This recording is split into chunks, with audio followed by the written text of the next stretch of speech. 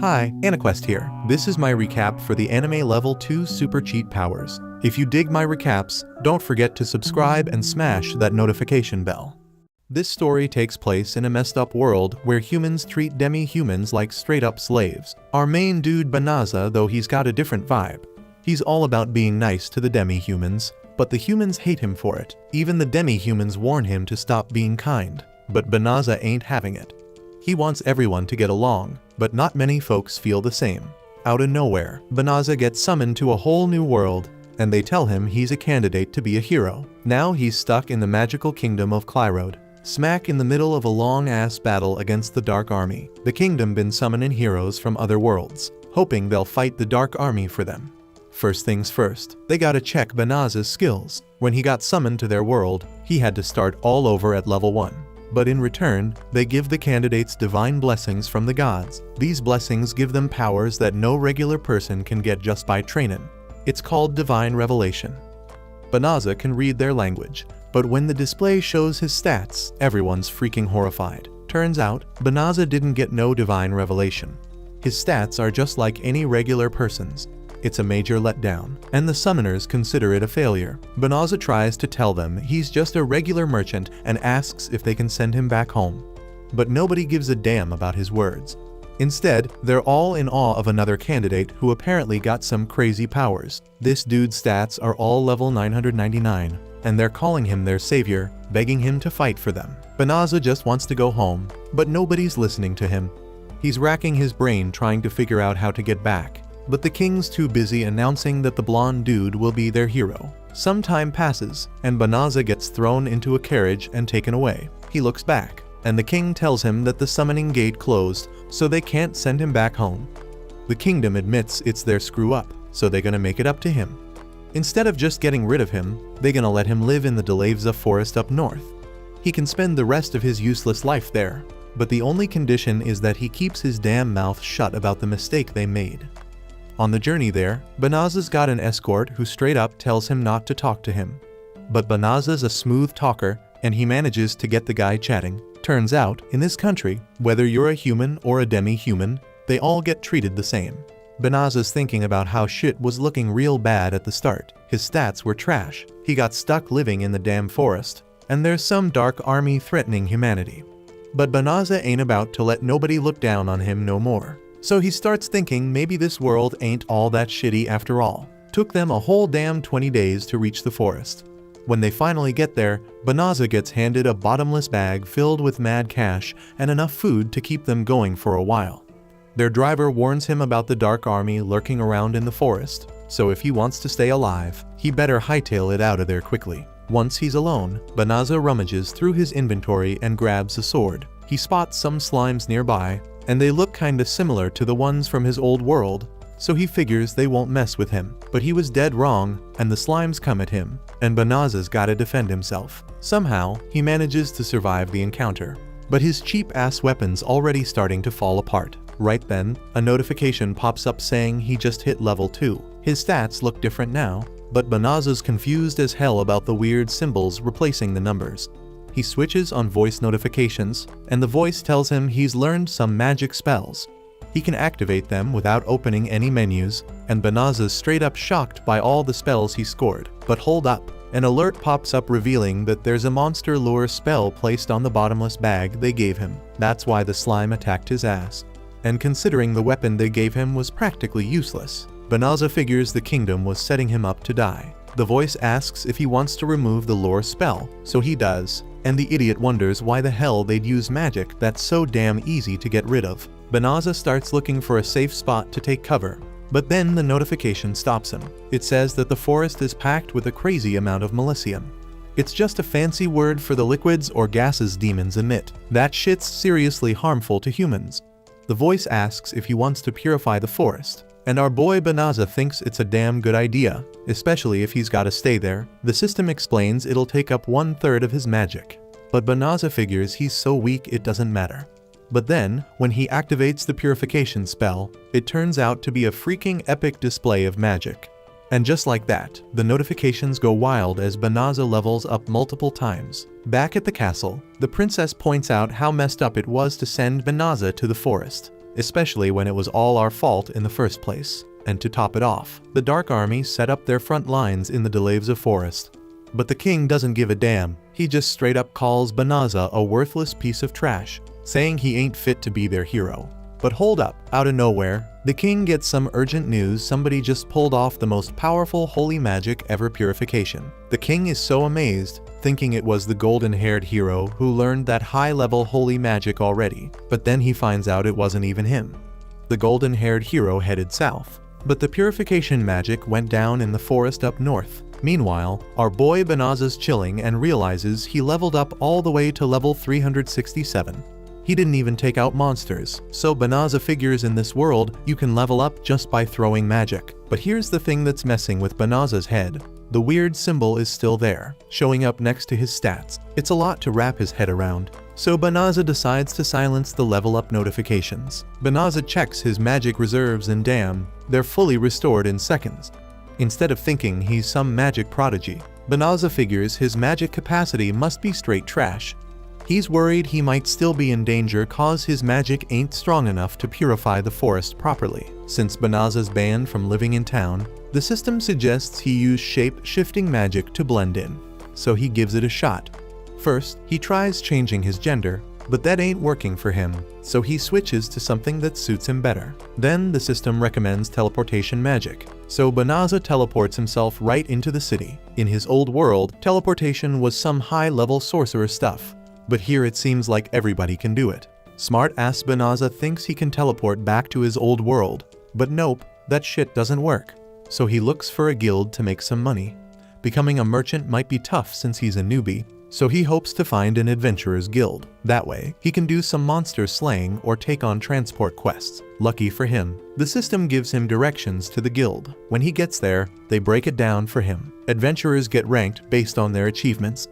The higher the rank, the better the rewards and tougher the quests they can take. It's pretty much like guilds in his old world, so Banaza decides to sign up, but he can't use his real name. So he goes with Fleo instead. Fleo wants to make that cash fast, but his rank is too low to earn much dough. Right at that moment, Fleo catches wind of a girl who needs an escort to the Datta forest. Problem is, she ain't got much cash to offer. And to make matters worse, word on the street is that the Dark Army got a base right smack in that very forest. Ain't nobody willing to take her, but she is desperate to help her family that lives near there. Some adventurers straight up shove her aside because they're annoyed, so Fleo offers to take her. She explains that she doesn't have much to offer, but Fleo says it's not a big deal since he has been there before, and he can just teleport them there. Everybody's jaws drop when they hear him say he can use teleportation magic. They think he's lying, and don't believe he can pull off such a rare skill. Fleo's clueless and surprised cause he figures it ain't even a beginner spell, and it didn't drain much of his mana. Then this royal knight named Balirosa comes in, demanding Fleo back off from the girl. She declares that Fleo doesn't look like a skilled enough sorcerer to use such an advanced spell, so she is suspicious of him. Her crew's just as skeptical, accusing him of having some shady plans. Fleo realizes he can't afford to raise suspicion, so he offers to take them all with them. They find a hidden spot so he can teleport them, but Balirosa warns him not to pull any funny business. Fleo teleports them in an instant, and they're all shocked. Teleportation alone is mind-blowing, but Fleo took them hella far.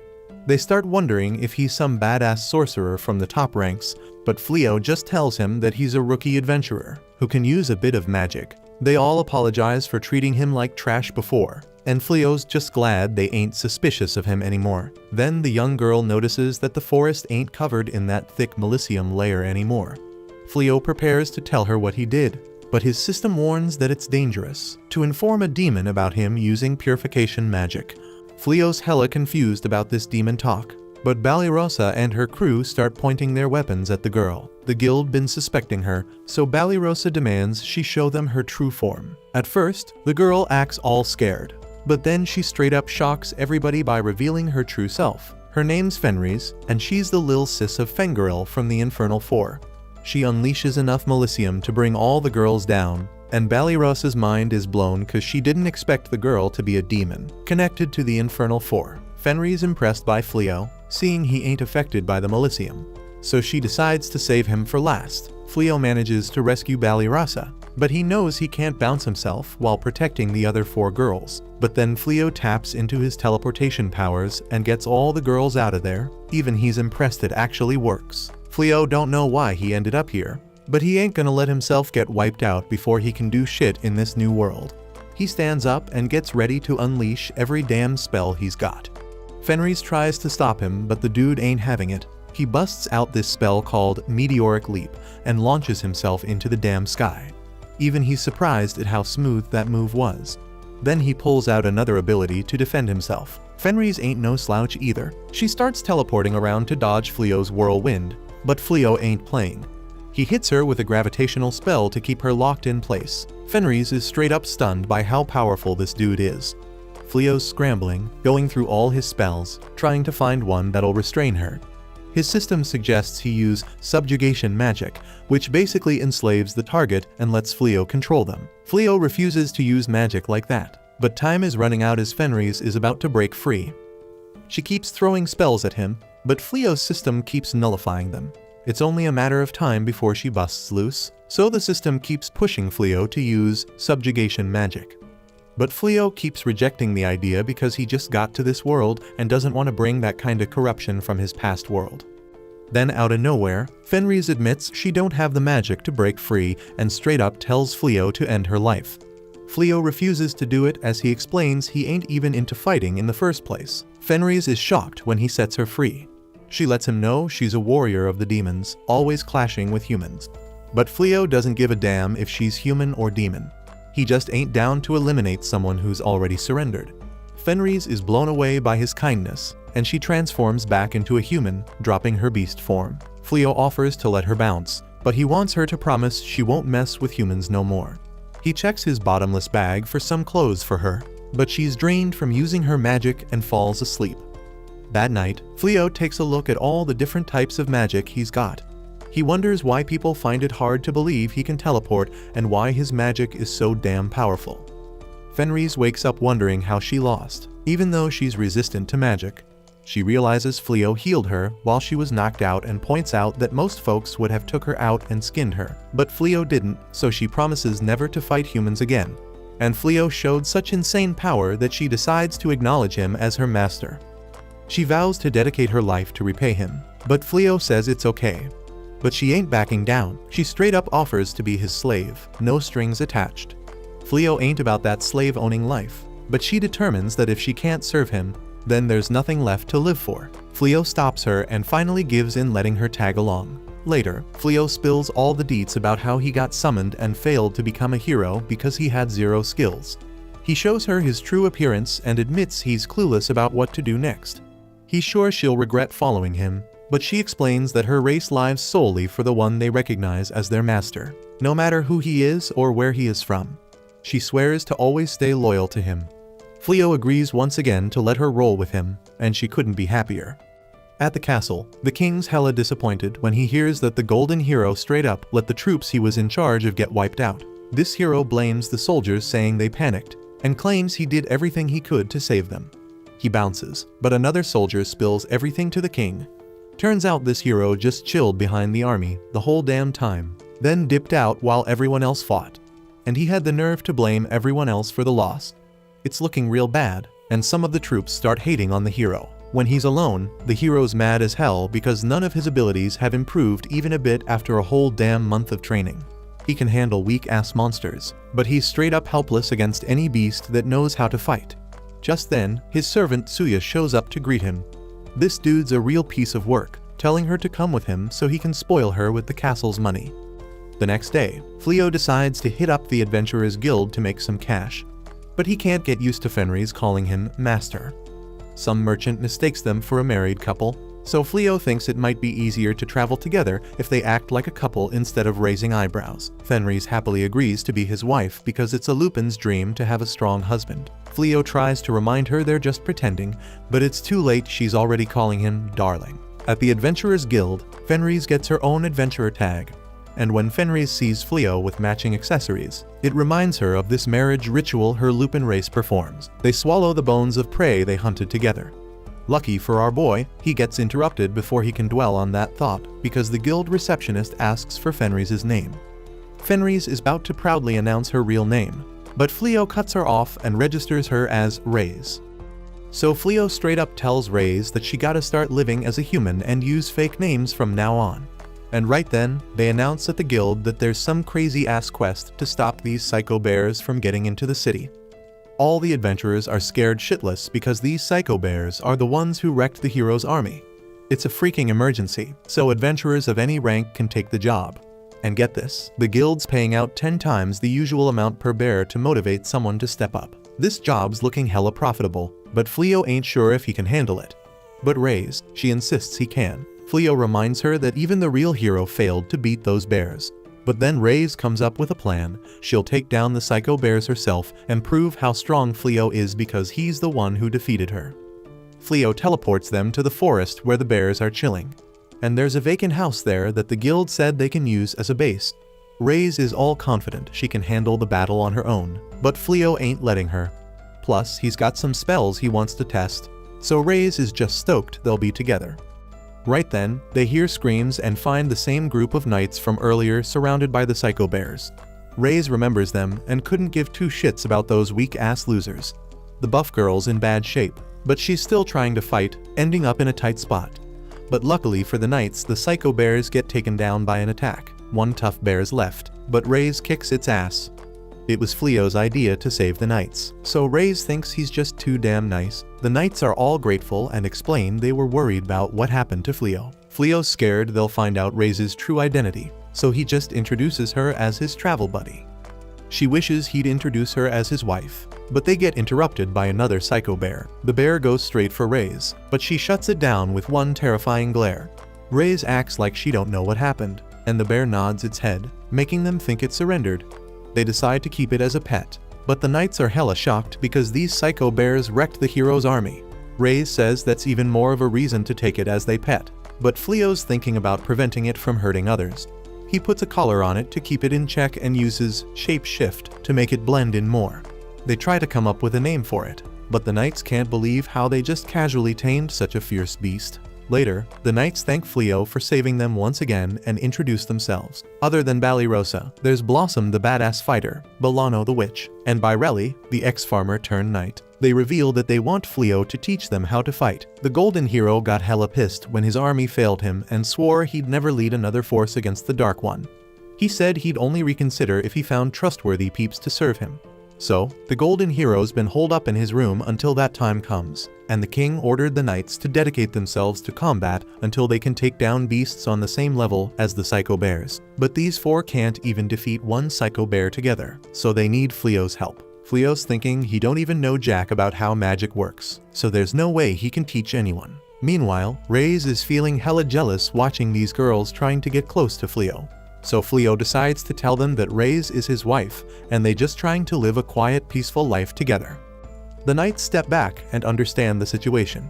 But then Raze suggests that Fleo helps them out. She points out that as his wife, she knows better than anyone that he's a kind-hearted dude who won't abandon someone in need.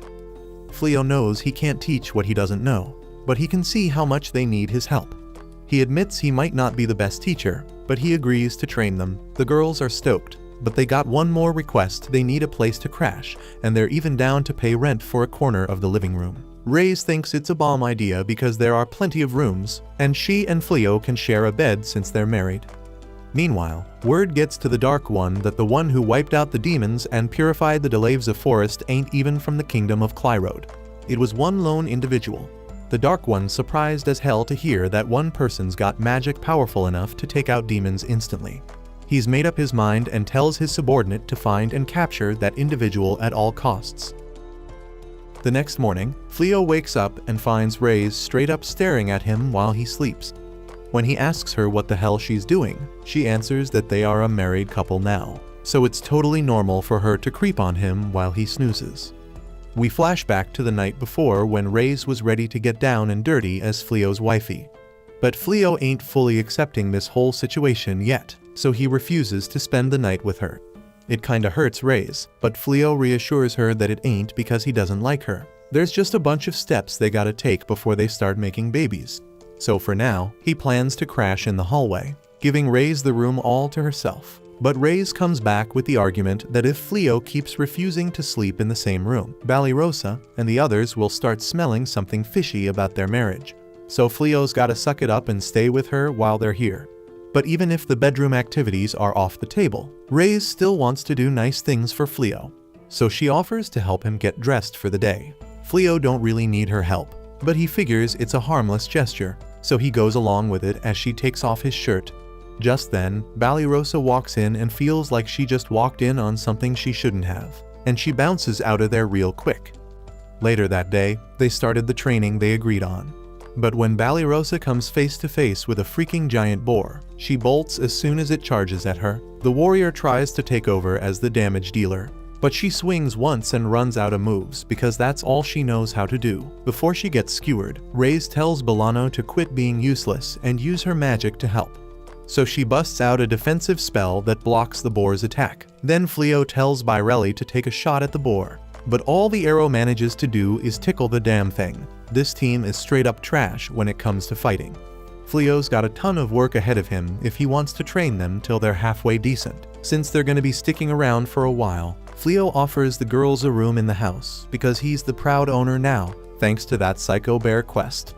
He can't have them crashing on the floor forever after all. And they're hella grateful for his kindness. Just then Reyes rolls in and announces that lunch is served and they should all chow down. But here's the thing, Reyes has never set foot in a damn kitchen before, so the whole concept of cooking is like a foreign language to her. Fleo ain't trying to get food poisoning, so he suggests cooking up the meat. But he ain't letting Reyes anywhere near it because she's guaranteed to turn it into a pile of ash. Banished steps up and offers to help Fleo in the kitchen. After some time, a full-on meal is finally ready. Everyone's thinking it looks bomb, so they shower Fleo with compliments for his mad cooking skills. But Fleo knows he can't take all the credit because Banished is surprisingly good in the kitchen too. Reyes starts getting all jealous because she's supposed to be the wifey here. Banished gets a bit embarrassed by all the praise and spills that she's actually better at cooking than swinging a sword, which everyone already knew. Her noble family fell on hard times, so they couldn't afford no fancy chef. Banished had to learn to whip up her own food. Everyone digs in, and damn, the food tastes as good as it looks. But Reyes is still skeptical because she's strictly anti-vegetarian. But since Fleo made that salad, she decides to give it a shot, and it ain't that bad. Later that day, Fleo takes all the extra boars they bagged while hunting to the guild to get them evaluated. And damn, he's starting to turn heads because he makes taking down those massive beasts look like a freaking walk in the park. While they wait for the guild to assess their loot, Reyes asks Fleo if it's cool for her to head into town for a bit. He's cool with it because she says she got some business to handle. Plus, he gets approached by this guild employee named Lilith who wants to chat anyway. So they agree to meet back at the house later. Once Fleo bounces, Reyes is all determined to start her own training arc of becoming a gourmet master. Meanwhile, Fleo's chatting it up with Lilith, who spills that our boy has become hella famous in town for his mind-blowing achievements. Word of his strength has even made its way to the palace, and they're offering him a job to work under the hero. They want to make him an honorary knight and help take down the demon lord once and for all. But the thought of dealing with the palace again is giving Fleo major bad vibes. To the folks in this world, taking down the demon lord is like the highest honor ever. But Fleo ain't from this world, so why should he give a damn? He straight up tells Lilith that he ain't interested in any hero business and has no plans to join the fight against the demon lord. After saying his piece, he just bounces. When he steps outside, he finds Reyes waiting for him, but she looks like she got caught in a freaking fire. Fleo's mad worried about her well-being.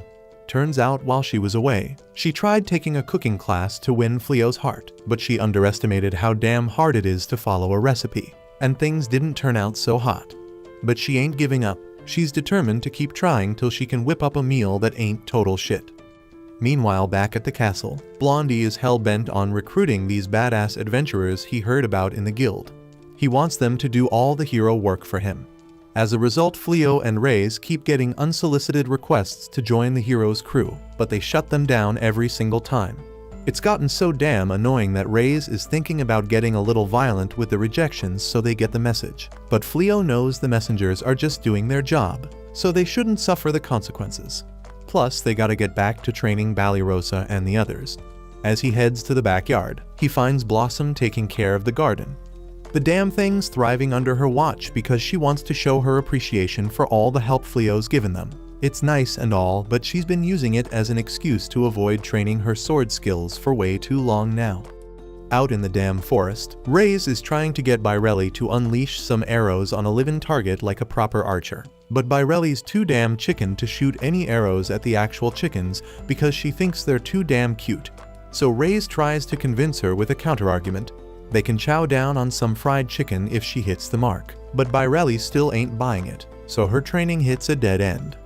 Meanwhile, Bolano's about to pass the hell out from using up all her mana. So Fleo comes up with this genius idea to make her a ring that boosts her magic capacity. That way she won't collapse every time she uses her magic.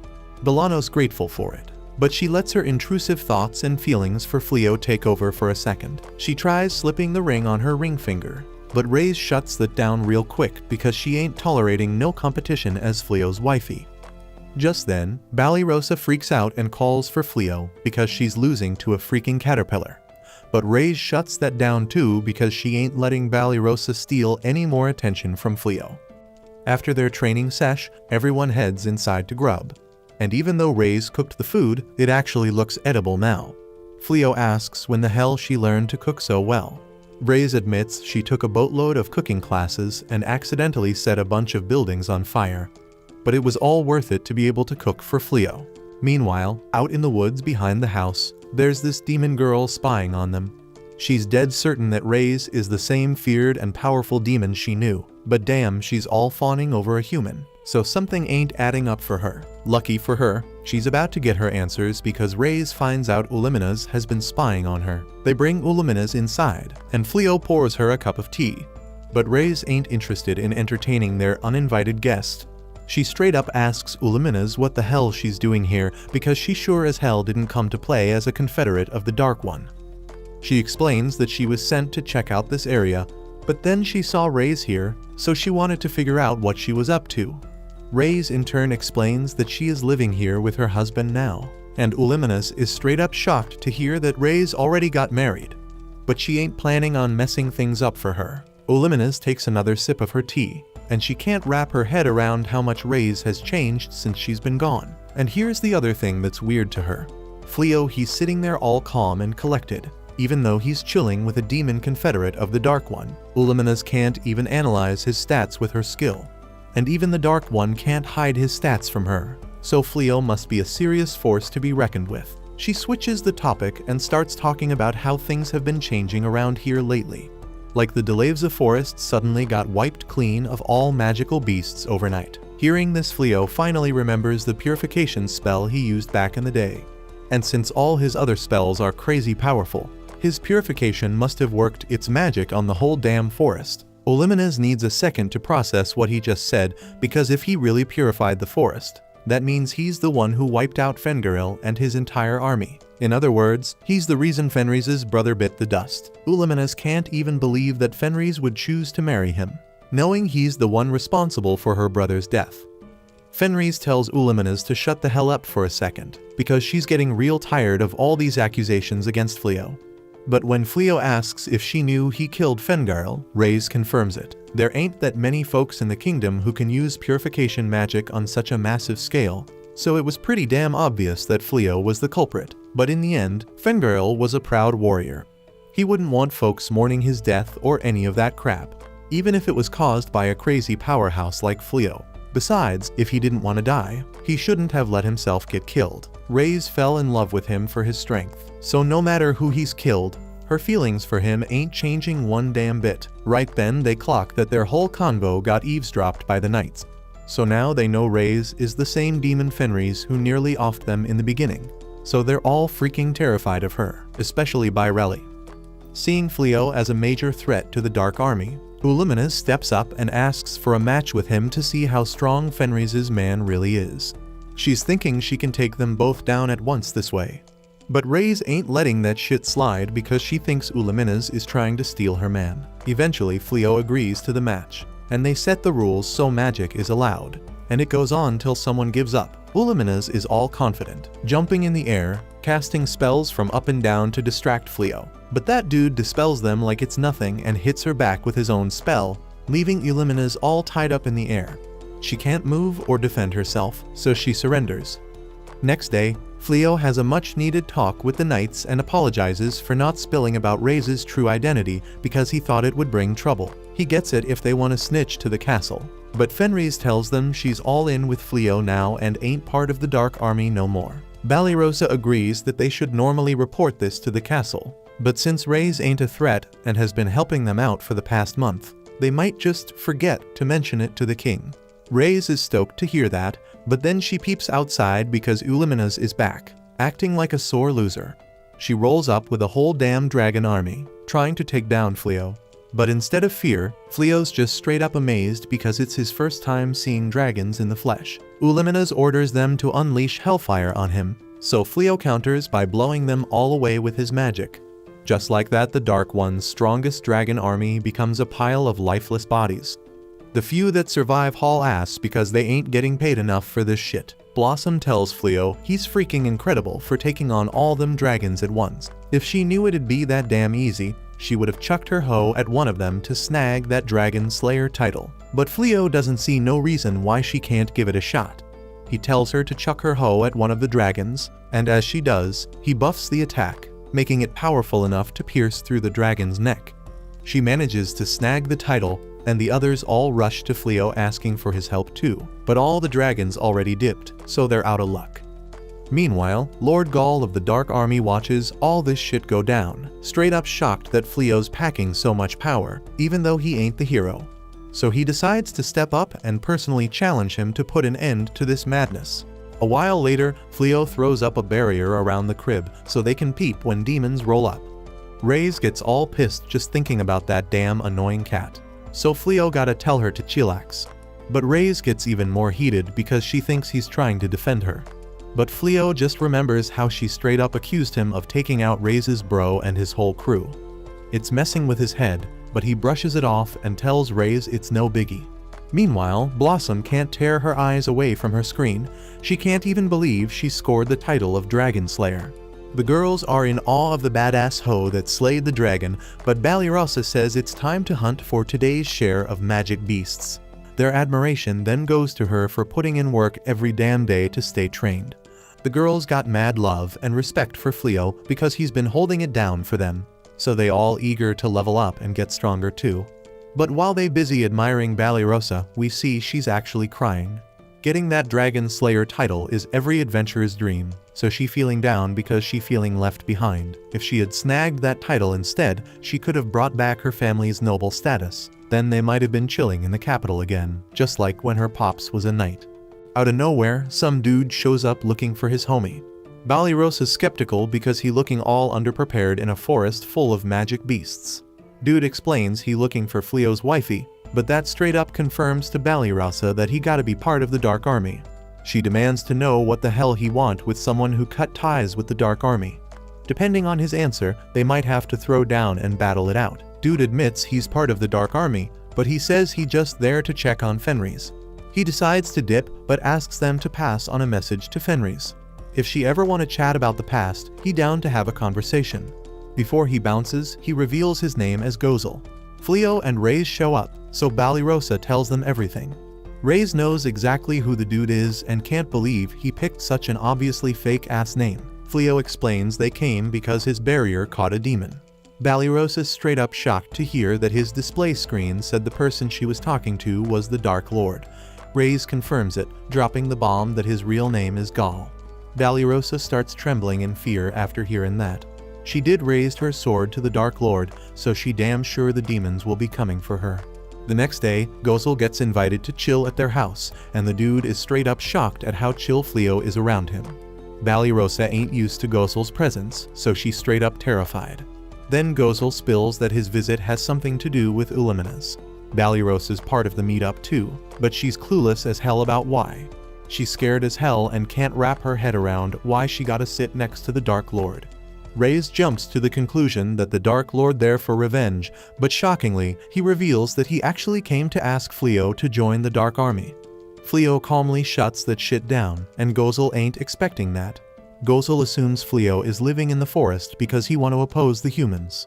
But that ain't it. Fleo just doesn't think it makes sense for him to ride with humans just cause he is one of them. On top of all that, Fleo straight up spills to the Dark Lord that he ain't even from this world. He doesn't even know why the humans and demons are beefing. Reyes never bothered explaining it to him because Fleo simply don't want to fight. Gozel admits it's unlikely anyone knows the true reason behind the war. That shit has been going on for 500 years, starting back when the first Dark One took charge. The first Dark Lord came from some other world to take over this one. Demons who were getting oppressed by humans at the time accepted him. Ending a war that's been going on this long ain't gonna be easy, but the ideals passed down through 12 generations of Dark Ones have changed. Gozel, the current Dark Lord, ain't got no interest in ruling the world. But then Gozel busts out a crazy amount of power. Dude declares he's still the king of the demons, and he can't let someone who poses such a threat to the demons fall into the hands of the humans. Gozel warns Fleo that he better take that as advice and join the Dark Army. But Fleo stays calm and explains that Gozel's seriously overestimating his abilities. Plus, he ain't planning on picking a side in this war. Gozel eases up on his power and finds it amusing to see how determined Fleo is. He impressed and points out that Fleo probably had the same determination when he rejected the king. Gozel gets ready to bounce, but makes it clear he ain't given up. Gozel can't wrap his head around how freaking crazy it is to come across a human who ain't even flinching at his badass self. And he ain't just talking about Fleo, he talking about Banished too. The other girls roll up checking on Banished, wondering if she is good, but she's straight up frozen from shock. When she wakes up the next morning, Banished shocked as hell to see Gozel back in the crib, munching on Reyes' breakfast. Reyes straight up tells him to leave once he done eating. Gozel keeps insisting that Banished join him, but she dips to get dressed instead. Later Banished tries to sneak away, but Gozel tracks her down. Dude wanna talk, but she bounces off to training. Day after day, Gozel keeps showing up at the crib, and Banished keeps coming up with excuses to dip out. But Gozel ain't taking the hint, he just admire how hard she working. At the castle, the king gets word about some mysterious demon visiting Fleo all the time. King gets all pissed because Fleo has been ignoring his summons, and now seems like he's riding with the Dark Army. King plans to send soldiers to snatch up Fleo, but the princess tells him to hold up. She thinks if they wrong about Fleo, their actions might push him straight into the arms of the Dark Army. She reckons they should listen to what Fleo gotta say and find a middle ground. King shuts her down, and the Golden Hero shows up to back him up.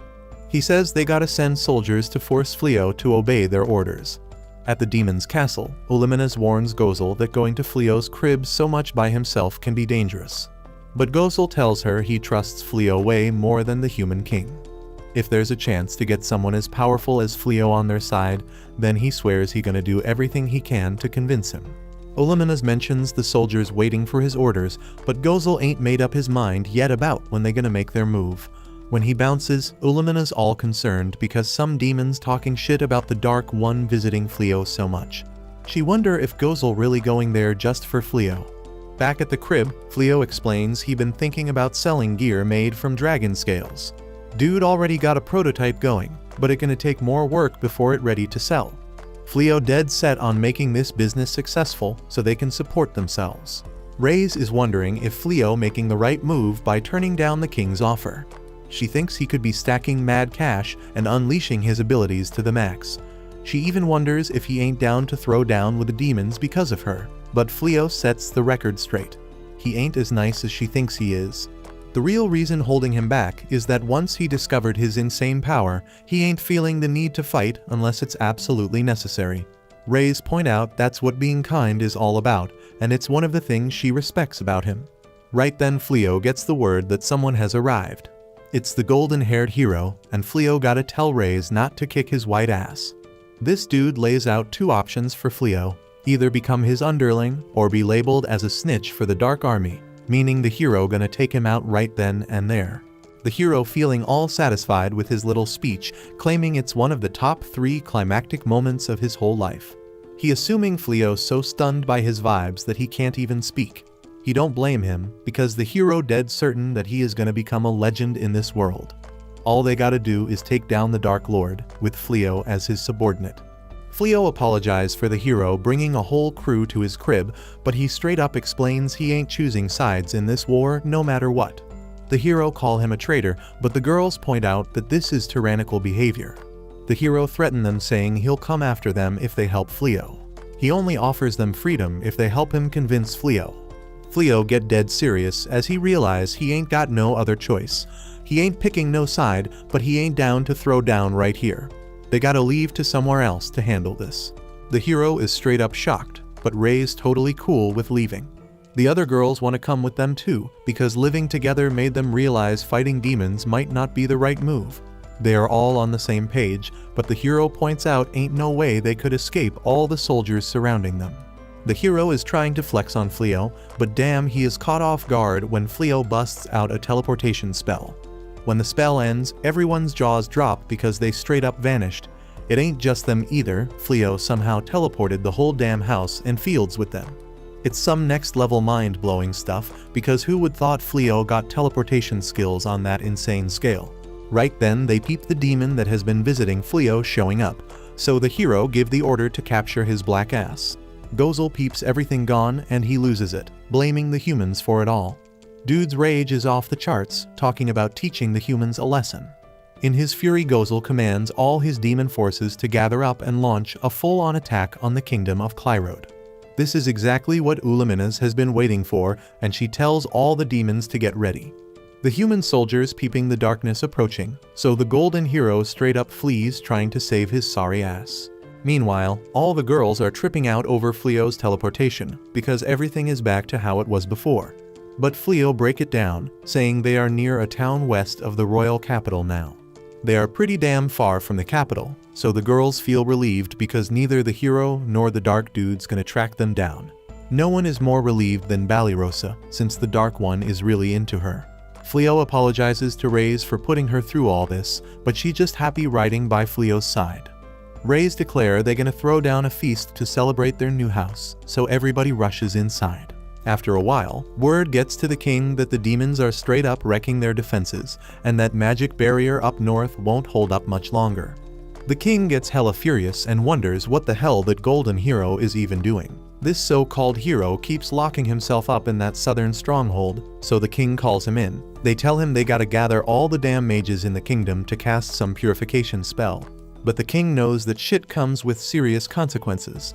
Time's running out, and they can't rely on the hero, so they need the king to make a damn decision. Meanwhile, the Dark Lord gives the order to pull back his troops. Ulaminas says it's the perfect time to keep pressing their advantage. But the Dark Lord predicts that those humans will soon bust out their purification crap, and they can't let their troops get near that shit. We see that the Dark Lord's right, as the king and a bunch of mages cast that purification spell. Back with our hero. He comes home to find Rei's acting even friendlier than usual. Fleo was out looking for stores to sell his gear to and checking out armor prices. Baireli's been thinking about raising horses so she can rent them out for cart pulling. She thinks it could be a steady source of income and wants to chip in for the household expenses. Blossom's thinking the same and plans to sell the veggies from the garden.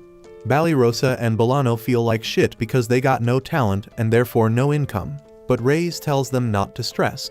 She says taking care of the pack is the pack leader's wife's job. But Balirosa ain't sure how she feels about being part of a pack. Fleo reassures them not to worry because they can just focus on getting better at their combat skills.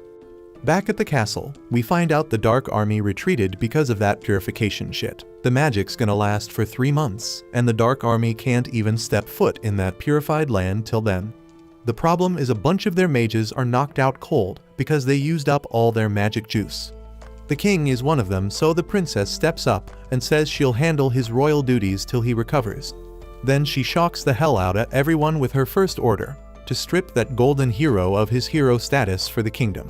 Their whole nation's fighting for its damn life, and this dude's been doing jack shit, so it's only right that he loses his status.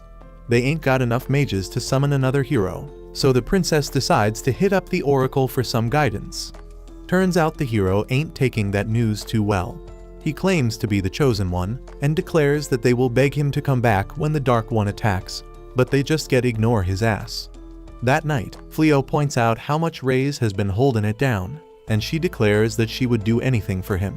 Fleo thanks her for being there, knowing it must be tough for her being around humans all the time, but she falls asleep before he can finish. Fleo starts thinking about how he was thrown into this world all alone. But thanks to Raze, he's got a home and can make it through. The next day, the girls hype up Fleo and Raze to go on a date. Fleo acts all shy about it, but they remind him they're married. On the date, they have a blast doing all sorts of activities. After a meal, Raze wants to make the best of the time they were given, so they go to the town market. Fleo offers to get her whatever she wants because she has been so helpful. Raze reveals she's never been given a gift before, so she excitedly looks for something. Fleo picks out a brooch and tells her she looks beautiful. Dude gets all embarrassed though and quickly says he was talking about the brooch. Later that night, the other girls start wondering what's up with Raze because she's been staring at that brooch for hours. It's a clear sign their date went well, and all the girls are low-key jealous. Now Fleo wakes up all shocked because Raze has made her way into his bed. They had a long day, so he lets her stay, but he knows he won't be able to sleep. Back at the castle, we find the hero has straight up broken into the treasury. He's pissed about the princess taking away his hero status, but he's glad to hear Tsuuya still calls him a hero. She's got faith he'll come back to his role someday, so she'll keep serving him. Dude ain't down to live as a regular old commoner in this world, so he's on the hunt for something that'll help him kick the Dark One's ass. He's the chosen hero, so once he defeats the Dark One, he can live his life as a damn champion. He starts thinking about how Fleo can use magic he can't, and he wishes he had more power. Out of nowhere, this voice straight up says if the hero wants power, he gotta set her free. The voice leads him to some secret room and tells him she can grant him any damn wish he wants. So the hero grabs his sword, but Tsuuya can't hear the voice and it's messing with him. The voice starts provoking him to draw the sword, asking if he's scared, but hell no, he's insulted by that question. So he goes ahead and draws the sword, unleashing this crazy burst of power. Then this spirit named Haya shows up and says he's the one who freed her, so she's gonna grant him 3 wishes. She promises to give him whatever he desires, and he gets this sneaky smile on his face, ready to ask for his first wish. Meanwhile, back at the castle, the princess meets up with the oracle. She's explaining how messed up this situation is because they gotta find a solution before the effects of the purification spell wear off. But all of a sudden, these weird collars pop up on everyone's necks, interrupting their conversation. The princess knows exactly what this means, so she sends troops to the treasury to catch the intruder. The oracle drops the knowledge that those collars are called the collar of sacrifice. There's some spirit out there granting wishes but taking people's heads as payment. Everyone's straight up shocked because who the hell would agree to that? The princess spills that a long time ago, the king of Clyrode asked the spirit to defeat the Dark One. But in exchange for granting the wish, it's said that half of all living things on the continent got sacrificed. And then to seal the spirit away, the mages in the kingdom combined their powers at the cost of even more sacrifices. But now someone's gone and broken that seal, asking the spirit for a wish. Everyone's freaking terrified about losing their heads, so the princess says they only got until the spirit grants the wish. She asks the oracle for a solution, and the old lady does her thing. She reveals they gotta find the true hero, and this hero's already been summoned. Everyone realizes this must be the adventure the king was trying to recruit as an ally. The oracle spills about where they can find the hero, but the princess ain't down to split up their forces protecting the land just to go look for him. Instead, she says that she will go herself. Now we back with Fleo, and he out here trying to sell his dragon scale shield. The shop owner is straight up impressed, saying he heard a rumor about a ton of dragon meat showing up at the butcher in town.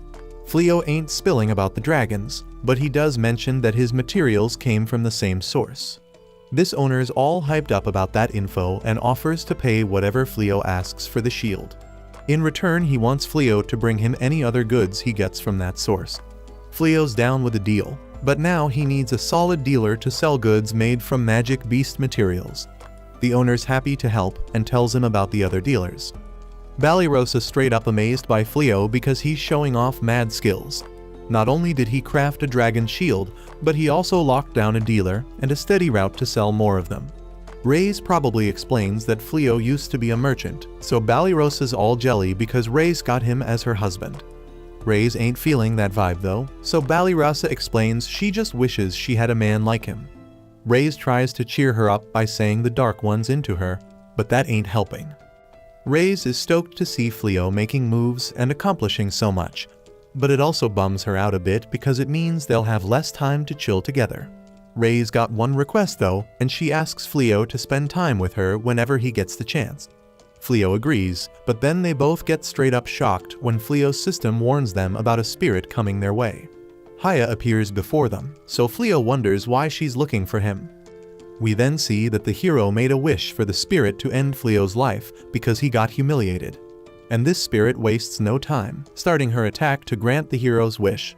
But Fleo's system activates its auto-defense magic. Then Reyes jumps in front to shield Fleo. And that's when Fleo's horrified because Reyes takes the attack head-on. Reyes begs Fleo to run and her brooch gets shattered. Haya's all disappointed because she missed, so she keeps going at them. But Fleo's auto-defense magic keeps them protected, and he can only plead for Reyes to be alright. Haya's impressed that he can block all her basic offensive spells, so she gets ready to bust out something more powerful. But Reyes is in rough shape, so Fleo tries to use healing magic. He's straight up horrified when the spell gets cancelled because Reyes' injury is way too severe for the spell to handle. And there ain't no other spells that can substitute for heal. So Fleo gets hella upset when he sees that lifeless look on Reyes' face. Haya decides to hit them with a spell called Origin of Light to deal some serious damage. But she's once again impressed when they come out unharmed. And just when things seem intense, Fleo's system announces that he's got the Origin of Light and Darkness magic. Balirosa's all shocked when she hears how freaking furious Fleo is when he tells Haya that she's gonna pay. Fleo has never been so angry, as he swears that he will get revenge. He wanted to hold it down for Reyes because she had his back when he was straight up alone in this messed up world. And he might have suggested getting hitched just so she'd be his slave, but damn, she way happier than he ever imagined. And even though she knew Fleo was the one who took out her brother, she still chose to love him. But even after all she did for him, he still couldn't protect her. So right now, the only thing on his mind is making Haya pay for her actions. Fleo taps into his time magic to bring Reyes' body back to its original state, although it isn't able to bring the dead back to life. And damn, Haya is shocked that a regular human can use such insane magic. But she ain't got much time to process that because Fleo straight up punches her in the face. Haya gets launched backwards, and she can't believe someone got the audacity to punch a being who mastered all types of magic. But Fleo doesn't give a damn about her fancy title and straight up stomps her into the ground. She tries to use Origin of Darkness magic to defend herself against Fleo, but he straight up cancels that shit out and grabs her by the head. She can't believe Fleo got the power to cancel it out. So as he lifts her up by the head, she uses her appraisal on him and sees that he got an infinite number of stats at his disposal. Fleo then slams her into the wall and delivers a gut punch that knocks the shit out of her. And no matter how much defensive magic she throws, it doesn't do shit to stop his relentless attacks. At the same time, it looks like Reyes wakes up, and Balirosa checks if she is good. She says she is fine, but she wondering what went down because she ain't got a scratch on her body, even though she should be 6 feet under. Balirosa explains that Fleo used his magic to help her recover. But right now, he is so damn furious that he beating down Haya non-stop. And if you thought Reyes was gonna step in and stop him, you dead wrong because she loving it. It brings her joy that Fleo's showing no mercy for her sake. And physical attacks ain't supposed to harm a djinn. But Fleo is so damn powerful that rules don't mean shit to him. He could probably kill her with his bare fists. But Reyes remembers when Fleo saved her ass and straight up told her he ain't into all that fighting stuff. He ain't down to kill nobody who surrendered. So now she feeling all confused about Fleo doing this for her sake. By now Haya got her confidence knocked to the curb, so as Fleo grabs her neck to finish her off, she begging him to spare her life. But mercy ain't an option because Fleo's still convinced she murdered Reyes. But before he can break Haya's neck, Reyes comes running up behind him, saying he needs to chill. She said that it's real nice to see him getting so fired up for her, but she can't let him compromise his principles for her sake. He has this rule about not taking out someone who surrendered, and she doesn't want Fleo to lose himself. Fleo snaps out of it and realizes Reyes ain't a cold corpse because her body is still warm. They hug it out while Haya is still knocked out on the floor. Meanwhile, the princess just rolled up near the town looking for Fleo. But the mages she used for teleportation looking hella weak, barely recovered from their mana drain. The princess actually gives a damn about her people, so she tells the guards to make sure their mages stay safe while she goes hunting for Fleo. But it ain't gonna take long because they just gotta ask around for him. Right then, the sacrifice collars get wrecked, and the princess knows it only means one thing: Jin failed to deliver the wish. Back at the castle, things looking real dark for the blonde loser because the treasury all locked down by guards. No way for him or Suya to make an escape. He running out of dumb ideas, and Suya is scared shitless because if they get caught, they will surely be executed for what they've done. The blonde loser can't believe he got played by Haya, thinking she gonna grant his damn wish. But then this other voice echoes out of the creepy hidden room. Even it shocked Haya couldn't come through with the wish. The voice takes control of Suya's body because she has been floating around without a physical form for a century. First thing she do is change Tsuuya's outfit to something she prefer. Blondie still trying to figure out what the hell going on. So the woman introduces herself as Damalinas, the Grand Magus of Midnight. And since Haya failed to grant his wish, she gonna hook him up with the power he been itching for. Although she never said he going to be cool with how he getting that power. Damalinas hops on that beast Blondie and bounces out of the treasury, all set to get back at the damn nobles who locked her away.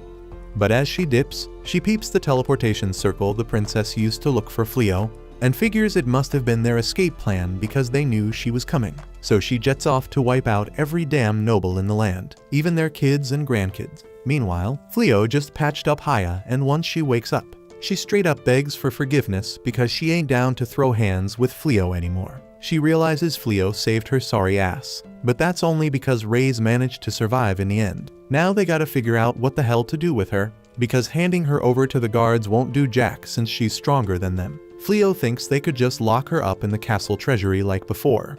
But Haya doesn't get how the hell Fleo knows where she came from. He knows because while Haya was knocked out, he used his spell to dive into her memories and saw everything from the moment she got unsealed to Blondie's wish to have Fleo taken out. He knows she's a djinn who grants wishes, but it comes at a damn high price. So if they just send her back to the castle, the same crap might go down again one day. So Reyes suggests they make Haya Fleo's servant. Fleo tries to brush off the idea, but Reyes shuts him down and mentions she damn well knows he ain't looking for no servant. But they can't trust the castle to keep Haya under control, so they gotta keep her close. Plus Reyes loves how strong she is, so Fleo gives in and agrees to let her join them. But he asks Reyes if she's really cool with it because Haya kinda killed her back there. Reyes is pissed no doubt, but at the end of the day, it was her own weakness that let Haya beat her in the first place, so she can't hold a grudge. Since Reyes ain't mad at Haya, it doesn't make sense for Fleo to stay pissed forever. He reaches out his hand and says as long as Haya promises to never take another life again, he forgives her. Haya is straight up shocked because humans hold onto hate and resentment like it's their life force, all because of their desires that make them willing to sacrifice others. She grabs his hand and swears to serve him with her whole damn being, giving him every ounce of power she's got. And Fleo apologizes for going too hard on her during their fight. But Haya tells him there's no need to apologize because honestly she kinda enjoyed it. Reyes can sense some Fleo-related shenanigans brewing in Haya's mind, but Haya denies it. Putting that aside, Fleo realizes he's caused quite a mess in the town. But since time manipulation magic worked with bringing Reyes back to life, he figures it might be able to restore the town to its original state too. However, before he activates it, Haya asks him not to use that kind of magic again. She explains that time manipulation is only meant for individuals within a certain range. If not used carefully, there can be discrepancies between those within the range and those outside of it, leading to a whole lot of unexpected consequences. As long as Haya is the one using it, she can narrow down the target to just one individual. But it was never intended for humans to use. So Fleo wonders why he has access to a spell like that. And Haya believes it's because he's a supreme being. As a supreme being, his skills are limitless, and with limitless skills, he can tap into a magic called Epiphany. It lets him learn any magic and all related types of magic if it's used against him once. So when Haya attacked him, he learned all the magic a djinn can use. But as she mentioned earlier, messing with time manipulation magic is hella dangerous. So she asks him to refrain from using it again. Fleo agrees not to play around with that spell so recklessly, and instead, he decides to use a repair spell to fix all the damage in the town. Later, Fleo heads back home and introduces Haya to the rest of the girls. They're all freaked out by the idea of having someone as powerful as her living there, since Haya doesn't really have a place to call home. Fleo figured she might as well stay with them. But that doesn't exactly reassure the others. Banished steps in and says the room is ready for Haya, adding that she probably won't go around killing everyone as long as Fleo is around. That night, Fleo has a lot of soul searching to do because he broke his pacifism code today, and discovered he's some sort of supreme being. But just as he's lost in his thoughts, Banished finds him and asks if everything's alright since he's sitting all alone. He said he was fine and apologized to Banished for everything that happened that day since she must have been freaked out, but she said he had nothing to apologize for. Fleo admits he's got some insane power, but he's clueless about how to properly use it. Banished can't help him out either because wouldn't know what to do either. Lately, she's been realizing that some folks she thought were enemies are actually cool as hell, and some people she thought had her back turned out to be straight up trash. So she's confused as hell about why she's training to get stronger because she has no clue who she should fight. She's grateful she met Fleo and Ray's because they opened her eyes to the fact that life ain't all black and white. And chatting with her seems to lift Fleo's spirits a bit. Fleo heads to his room and spots Ray's deep in thought, so he asks her what's up. At first she doesn't say nothing, but then she grabs Fleo's hand and flips his ass onto the bed. And she asks if he's gonna go back to his original world. Fleo's mad confused by the sudden question, but based on what Haya said earlier, he's got all the spells that a djinn should have, which means he's got the power to go back if he wants. But if he's gonna dip, Ray's wants to roll with him. She doesn't care where they end up, as long as she's by his side. And after realizing how much she wants to be with him, Fleo straight up says he ain't going back to his original world. That place still got mad discrimination against demihumans, and it'd be hell for Ray's to live there. But he ain't leaving her behind either. He asks if she wants to be his real wife because earlier, when he thought Ray's was gone for good, he knows he had said it was just a fake marriage at the start, but now he knows he can't live without her. Ray's already saw him as her real husband, but it makes her hella happy to hear him say he wants to be with her. So for the first time they share a kiss. Shit was about to escalate further, but then Fleo realizes Haya's standing right there watching them. They both go red as hell, and Ray's asks how long Haya's been there. But Haya's been peeping since the moment Fleo sat his ass on the bed, so she saw everything go down. Fleo tells her to stop spying on him, but Haya doesn't see what the big deal is because breeding is a natural thing. But that doesn't change the fact that he doesn't want to be watched while he's getting busy. Even though the djinn problem got solved, the princess is still on the hunt in town for Fleo. But the only thing she knows about him is that he's supposed to be crazy powerful, so the locals ain't got a clue who she looking for. She dips from the store feeling bummed because she ain't scored any fresh leads on where the hell Fleo is at. Meanwhile, Fleo's grubbing down on a delicious meal with the crew. And this time Haya lends a hand too. Haya says she could have used magic to make everything in a snap, but Ray's wanted to do it the old-fashioned way to make it special. She takes pride in her cooking because she Fleo's wifey, but since Haya wanna help out, she can handle the cleaning and laundry from now on. Haya is all stoked to be useful, but that puts everyone else in a pickle because if Haya doing all the chores now, they back to being a bunch of freeloaders. But don't forget Blossom still holding it down with her crops, so at least she's still doing her part, and she gonna make sure Haya don't take that away from her. She gonna work even harder than before with a little help from Suya, Baireli trying to make herself useful by taking care of the stables. But it's turning out to be more than she bargained for. Meanwhile, Bolano going through a major soul-searching moment. She feel like she letting down her brother and father because she bounced from the Knight's Order before she could officially become a mage like them. Right now she ain't seeing a reason to keep pushing herself to get stronger. But when Fleo teaching her magic, he's staying patient as hell with her till she finally gets it. She don't want to waste the effort he putting into teaching her. Just then, Bolano and Baireli hear Blossom screaming her head off. So they rush outside and find out some crazy magic beast has somehow made its way into the fields, tearing them up for no reason. The beast charges at them, but Bolano's training paying off because she able to throw up a magic shield without running out of mana. Thanks to that, they both come out without a scratch. Banished be apologizing for causing this whole mess because she the one who brought the beast up in here.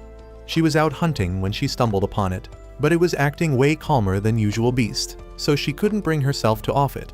But if that thing starts randomly attacking folks, she got no choice but to take it down for everyone's safety. But Baireli doesn't think it's gonna be necessary because she done figured out why the beast went bonkers in the first place. She tells Suya to morph back into his bunny form so the horse won't get spooked no more. Then she hooks up a rope to a shovel and tosses it in the horse's mouth before hopping on. With her janky bridle, she starts calming the horse till it stops going buck wild, and everyone gives her mad props for taming the magical beasts so smoothly. Bairelli feeling accomplished, and it gets her thinking. So she asks Ballyrosa if they can use the land around Fleo's house. Problem is that land belongs to the local lord, so they can't just claim it. But they could straight up buy the rights from the lord like Fleo did when he moved the house here. And that sparks an idea in Bairelli's head. Meanwhile, Fleo out in town chilling with Reyes, and she hyped they are finally getting some alone time with him. It ain't exactly a date because he just swung by to sell off some of his gear. But that's cool enough for Reyes. Fleo steps into the store to sell some lightweight armor, and the owner digging how well crafted it is, but he want to add some color to it. So he starts showing Fleo some flashy stones he could use for future batches. While Fleo handling business, Reyes waiting outside, and she can barely contain her excitement about how fine Fleo looks while he working. But then out of nowhere the sky goes dark, and that ain't a good sign. The princess and her squad just linked up when this magic circle appears in the sky, and this blonde monster swoops down on the village with Damalinas, ready to spill some blood. By now Fleo peeped that something ain't right, so he links back up with Reyes, who spills about the monster that popped up. Fleo ain't sure what caused this, but he dead set on keeping the townsfolk safe. Meanwhile, soon as Damalinas spots the princess, she is ready to attack. And to their credit, the guards stood their ground against her with bravery, but they way outmatched by her power. So Damalinas just busts out a small spell to blow them away. Haya pulls up to the scene right after picking up some heavy evil vibes in the area. And now that she's here, she tells Fleo that the monster going wild is actually a transformed human, and the real danger is that witch Damalinas chilling on the monster's shoulder. Back in the day, Damalinas was the top mage in Clyrode, but then she messed up big time by messing with dark magic. Before she could wreak havoc, the hero of that time took her down, but even with her body destroyed, her spirit stayed strong because of all that hatred. So they had to seal it up in a pedestal, which coincidentally is the same one holding Haya's sword seal. That's why Haya feels somewhat responsible for Damalinas breaking free. Even though it was hella dumb for the royal family to think it's a great idea to seal two major threats in the same place, Haya tells Fleo she wants to handle Damalinas herself, and Fleo ain't got no objections, but he reminds her that keeping the people safe gotta be the #1 priority. Meanwhile, Damalinas is straight up laughing at the princess because she only got one guard left standing. And even though his legs are shaking like crazy, he deserves a raise for his dedication. The princess recognizes Damalinas from the history books, so she knows she's in deep trouble. And Damalinas wants to savor every moment as she gets her revenge on the royal family. But before the princess gets flattened, Haya busts out a fire spell to shield her. Damalinas can't believe Haya got the nerve to stand in the way of her revenge, but Haya couldn't care less about Damalinas' plans because she's just doing what her master wants. Damalinas ain't backing down, so she throws a lightning spell at Haya, but it ain't doing a damn thing because Haya blocks it with one hand.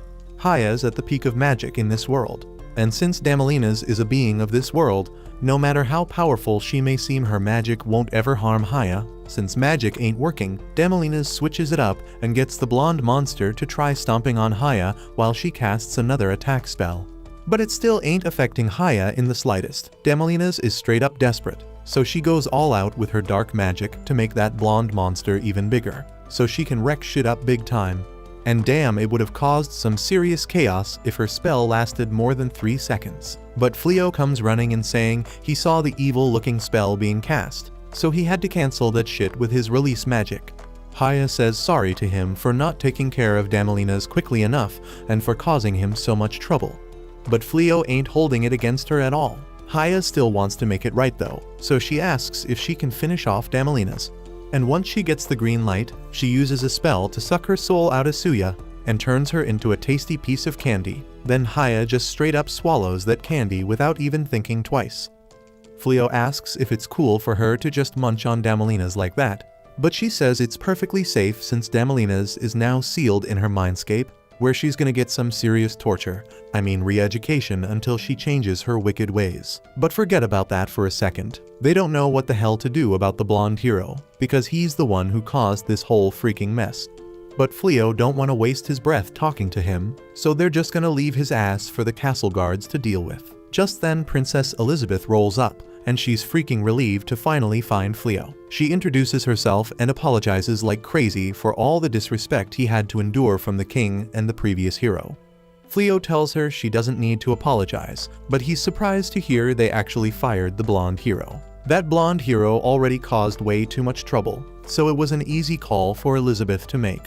And now that the kingdom's without a hero, she's hoping Fleo will be down to roll with her back to the castle and become the true hero of the freaking kingdom. Fleo appreciates her polite ask, but he's still gotta turn down that responsibility. If she's looking for a hero, she better find someone who ain't afraid to use their power for the sake of humanity. But that person ain't gonna be Fleo because he don't really give a damn about humanity here.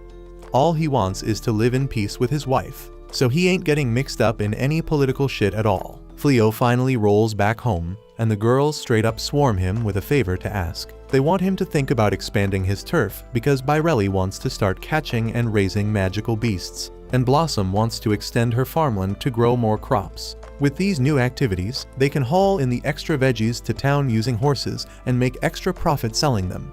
Reyes likes the idea, but she's concerned that the magical beasts won't play nice because they're just humans, so she thinks it might be smarter to stick with horses instead. Bairelli thought about it, but keeping horses ain't cheap. Plus, if she lets the magical beasts roam around in a big open field for a while, they'll probably chill out and be peaceful. Fleo's down with the plan, so he says he'll go talk to the local lord to get permission, and the girls appreciate it. But Bairelli says they want to handle the negotiation and buying on their own to properly contribute to the house. Fleo doesn't have a problem with it, but land is pretty damn expensive, so he wants to make sure they know the price tag if they want to buy the land themselves. After some quick calculations, the girls are blown away by the numbers, and they can't believe land's still so damn expensive way out in the countryside. Fleo explains that since he arrived, demons stopped showing up, so the land prices shot through the roof because it's safer now. The girls start thinking about selling all their stuff to afford the land, but Fleo tells them ain't no need. He'll pay for the land himself since he'll be part of the house. He's gonna be part of the house anyway, so it's only fair the house owners buy it. He'd be happy if they just took care of the land for him, but the girls ain't feeling like they would be contributing much in that scenario. So instead, they settle on a deal to pay Fleo 30% of the profits they make from using his land. The girls are stoked with the arrangement, so they all jump right into working on the new land once Fleo seals the deal. And since we're talking about farming, Fleo suggests growing something that ain't normally farmed in this area to max out the profits. He can mess with the climate around the crops a bit, so it should be doable. But Blossom ain't feeling the idea because she thinks farming gotta be done by hand, and she ain't down with taking any extra help from Fleo because she wants to pay him back her own way. If she really doesn't want Fleo to get involved, then Haya steps up and offers to do the magical climate control instead. But Blossom still ain't having it because she believes magical farming ain't natural. Haya ain't gonna push the matter, but she does mention that doing it without magic is gonna be mad inefficient, and Bolano backs her up, telling Blossom to let Haya work her magic on the farm, because she's curious to see how it turns out. They peep that she all dressed up for something, so she spills that she was about to head out to the Magic Academy because they accepted her. She wanted to go there to relearn magic from the ground up, but after the application test, they thought she was legit enough to become a teacher there. And it's all thanks to Fleo teaching her how to be way less of a screw-up with magic. Fleo helped her see that magic can be used for more than just fighting, so she really wants Blossom to give growing crops with magic a shot too. And after a bit of persuading from Fleo, she finally gives in. Now everyone's doing their part to bring in some dough for the house, except for Balirosa, who's still technically a freeloader. While watching them, Fleo tells Reyes that he's also been thinking about something long-term, and his goal is to open up a shop one day. Reyes loves the idea and promises to spread the word to all her crew so they'll show up on the grand opening day, and she'll make sure they all take human forms because her homies are demons. It's kinda off topic, but Fleo takes the moment to give Reyes a gift he had made for her. It's a wedding ring, and he wants her to accept it to officially mark their marriage. And she happily agrees. In other news, that blonde loser got locked up in the castle dungeon, and he's likely gonna get executed for all his crimes of breaking into the castle treasury, unleashing some serious threats, and worst of all, having a hella annoying voice. A while later, Balirosa starts picturing herself in a freaking wedding dress, but then she spots Ulimanas showing up to congratulate her. And that's when she realizes this dream is straight up her worst nightmare because she's supposed to marry the Dark One. He tells her she can call him Gozel because there ain't no need to be all formal now that she's his wifey. And to make it a grand occasion, the whole demon army jumps in and tells her they're gonna step up their game to take over the world, just so they can give it to her as a wedding gift. But Banished starts backtracking like crazy because she doesn't want no damn world. But then the Dark One interrupts her and grabs her chin, going in for a kiss.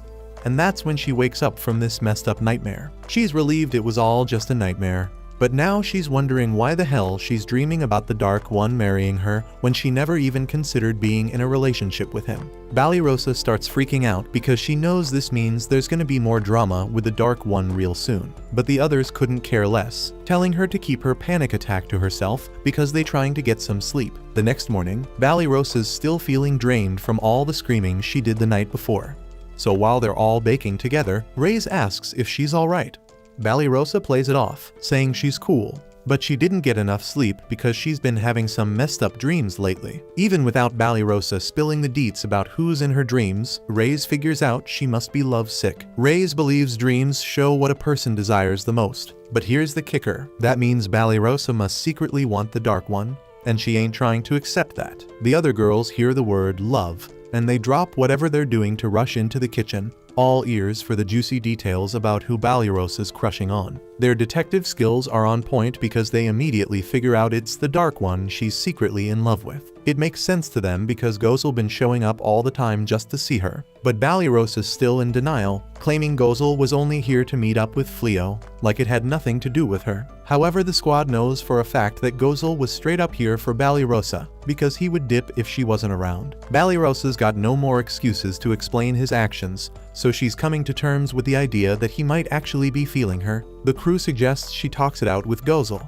just like Fleo and Reyes did, thinking she could bridge the gap between humans and demons, although she may not want to marry him after just one day like Reyes did. Now that she brings it up, nobody's ever heard Reyes spill about how she fell for Fleo in the first place, and they all hella curious, so they gather around and ask her what made her fall for the dude. Turns out Fleo's chilling in the room and hears every damn thing Reyes says about him, and he's feeling hella embarrassed right now. But his embarrassment gets interrupted when one of his alarms goes off. He set up a barrier around the village to keep demons out and protect the town, but something managed to slip through. Haya confirms their suspicions, saying she senses the power of a demon nearby, so it's gotta be a sneaky demon that made it in. The crew asks if the village's gonna be in danger, but Fleo ain't sure if this demon's a threat yet because they ain't caused no harm and didn't wreck the barrier. So for now, he just wants everyone to keep an eye on the town and make sure nothing bad goes down. Meanwhile, over in the palace, the princess gets some crazy news. When Fleo turned down her offer to be the official hero of the kingdom, he made it clear he wanted to stay neutral in all the drama between humans and demons, but he gave her a bag of gold coins he got when he first rolled in and asked her to use them to rebuild the damaged city. The alarming part in all this is that the gold coins Fleo had ain't in circulation among the public. And as far as her advisor knows, they only gave those coins to one person before, and that would be Banished, the dude they summoned as a hero and then kicked to the curb right away. Her advisor suspects Fleo and Banished might be the same person.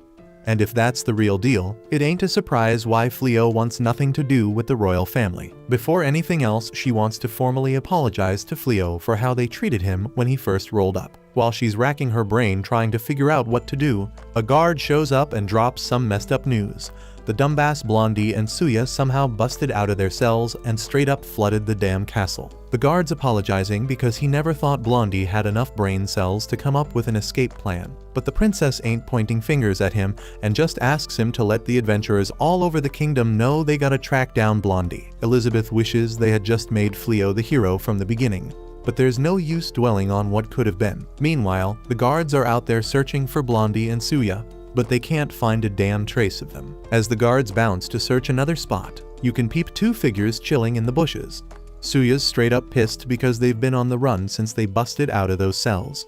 Blondie's putting the blame on Haya for not being able to grant his wishes, so now he's looking like a straight up criminal. Suya points out that he straight up escaped prison and swiped shit from the castle treasury.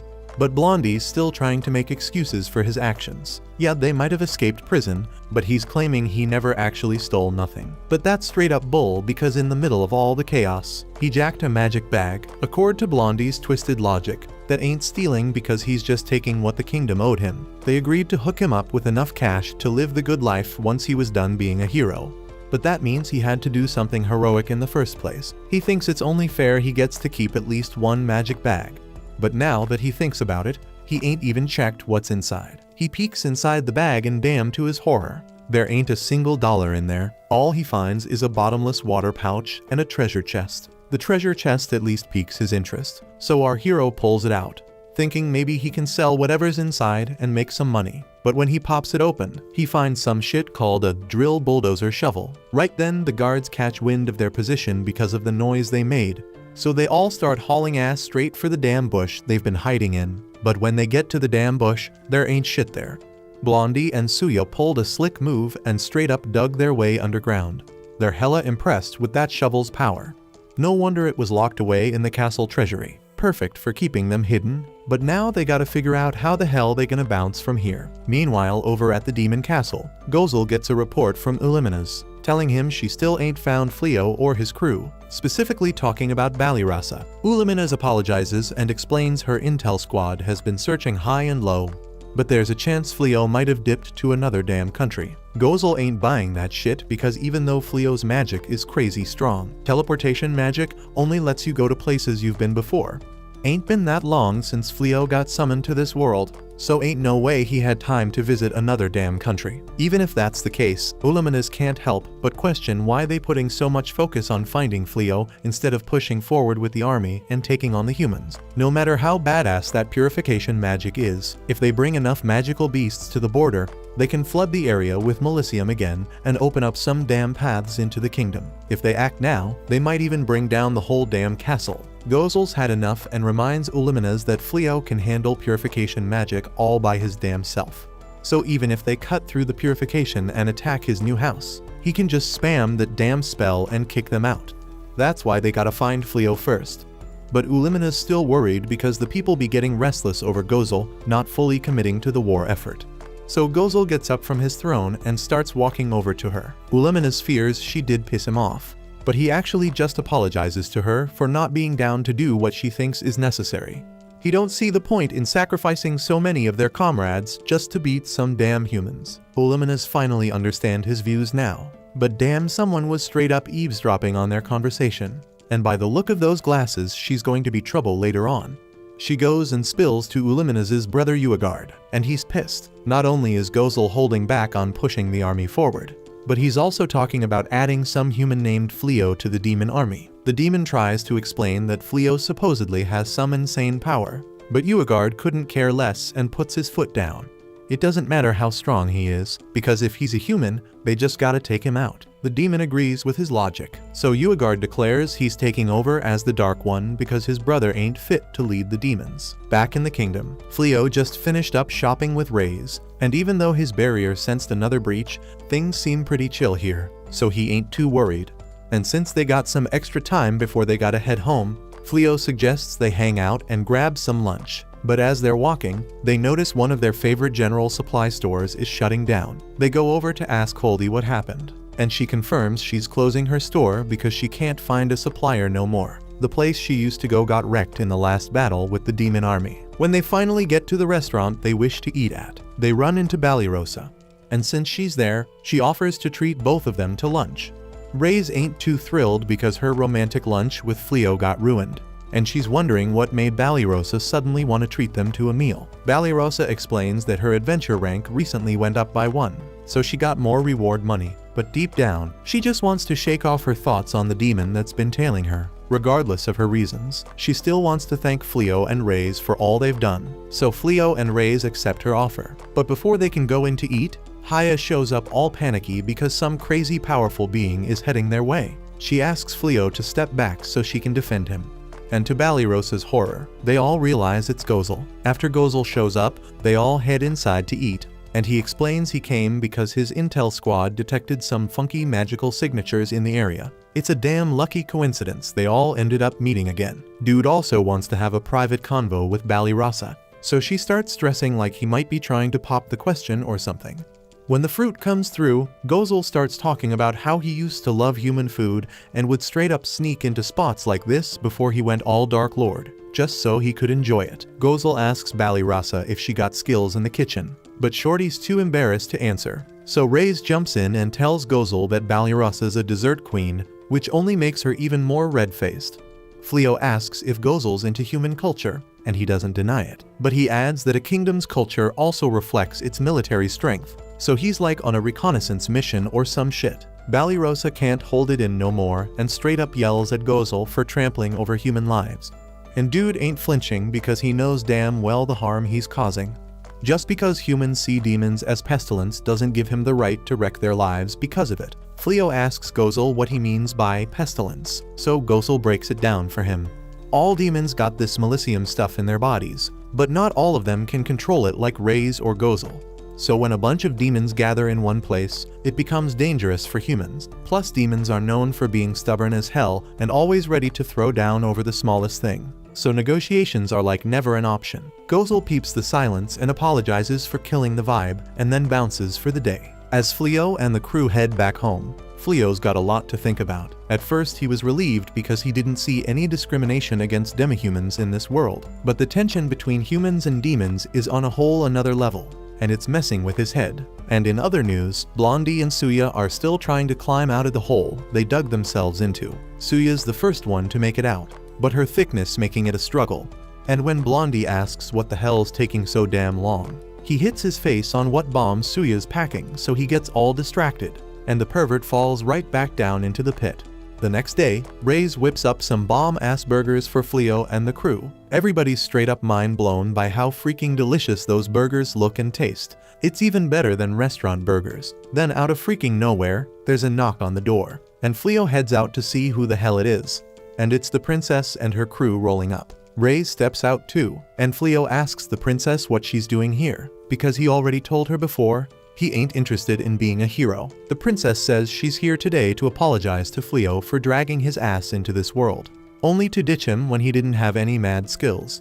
Both Fleo and Reyes are totally caught off guard because their secret's been spilled. So they invite the princess inside, and Banished serves her up some tea. While Banishd's all kissing up to her, the princess gives her a little nod of thanks, and Banishd's eating that up like a hungry dog. Then the princess asks Banished and the other girls to dip because she wants to have a private chat with Fleo. But Reyes ain't having it. She straight up objects, saying that the kingdom's treated her husband like crap till now, so she ain't leaving him alone with the princess. Fleo grabs Reyes' hand and tells the princess that she can send everyone else away. But his wife ain't going anywhere. He straight up says that if the princess can't talk in front of his wife, she might as well bounce back to her fancy palace. Reyes is over the moon to hear that, but she quickly refocuses on the meeting. The princess agrees to the deal, and Fleo signals all the girls to bounce from the room. Once they're alone, the princess drops to her knees and gives a heartfelt apology on behalf of the whole damn kingdom. She admits that putting spells on his bag and ditching him in that dangerous forest were the kingdom's biggest sins. Fleo tells her to lift her head because she ain't talking to any hero right now, just a regular ordinary merchant. The princess asks him if he ain't gonna accept her apology, but he tells her it ain't gonna change squat. He tells her to cut to the chase because she ain't come all this way just to apologize. The princess admits he's right, and then lays out this magic map in front of him. There are these glowing dots on the map that show where the kingdom's army is posted. The princess tells him that the spell keeping the castle safe is losing power soon, and then the demon army gonna amp up their invasion. She says their mages ain't fully recovered their magic yet, and they ain't got enough troops to protect all the towns either. Her plan is to station their soldiers only at the most important spots, leaving a bunch of towns wide open. The princess wants Fleo to step up and protect all those vulnerable towns, and he's left speechless. Reyes goes off on the princess, asking how she got the nerve to drag Fleo into their war when he's a dude who hates violence. The princess says the king who cast the purification spell gonna recover soon, and when he does, he'll probably send an army after Fleo and Reyes, accusing them of working with demons. This gets Reyes all fired up, and she asks the princess if she's trying to throw threats at them. The princess says she's actually plotting the opposite. She explains that while she's temporary ruler, she got enough power to bring the former king to justice for disrespecting Fleo and appointing that fake hero. She plans to make him give up his throne, and she needs Fleo's help for that. The princess says the king's a big-headed prick, and she wants to do better when she takes the throne from him. But to do that, she gotta prove she can lead the army better than him. and that's where she needs Fleo to lend a hand. Reyes starts snapping again, but Fleo shuts her down. He's figured out the princess's true plan. Reyes ain't getting it, so he breaks it down step by step for her. He tells her that the princess showed him the troop locations on the map because she trusts him. She wants him to keep that info to himself, showing the world he ain't joining the demon army. The princess admits he's right and says she wants to save the towns too. She asks Fleo once again for his help. Meanwhile, the ex-hero and his beefy sidekick are still on the land. They're hiding behind some bushes, and the girl suddenly starts bawling because she's hungry as hell. The ex-hero pulls out some cookies from his magic bag and hands them to her. He asks why the hell she's sticking around after all this mess, and she's wondering the same damn thing about him. She knows she's just dead weight, and he could escape a lot easier if he ditched her. He's caught off guard by her words. Then the girl says that the moment he busted them out of that prison cell was pretty damn cool. She keeps giving him props, saying he's got his moments every now and then, and he starts blushing. He gets up and tells her to hurry her ass along, when out of nowhere, a black spider creeps up next to her. The spider shoots some web and ties up the girl, and before the washed-up hero can lend a hand, he gets caught up in the spider's web too. A freaking demon mama shows up and says she's found some fine specimens for her next experiment, totally freaking both of them out. Back at Fleo's house, he's lying in bed at night, thinking about his conversation with the princess earlier. Reyes peeps him lost in thought, so she comes over to his bed. He tells her that even though he despises fighting, he can't bear the thought of those small towns being in danger either. He adds that he's been thinking that if he and Reyes ever have kids of their own, he wants them to live in happiness alongside both humans and demons. He knows it's damn near impossible to make that dream a reality, but he feels like he gotta do it for them. Reyes, however, is confident that if anyone can make that impossible dream come true, it's Fleo. She grabs his hand, promising to always have his back in any way she can, and he thanks her with a smile.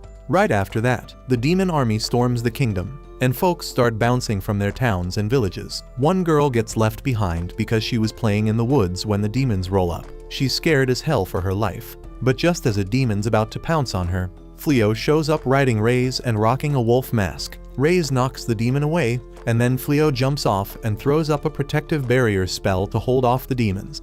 He tells the girl to haul ass, and she does just that. Reyes ain't too thrilled that Fleo agreed to the princess's request without even asking for some kind of reward.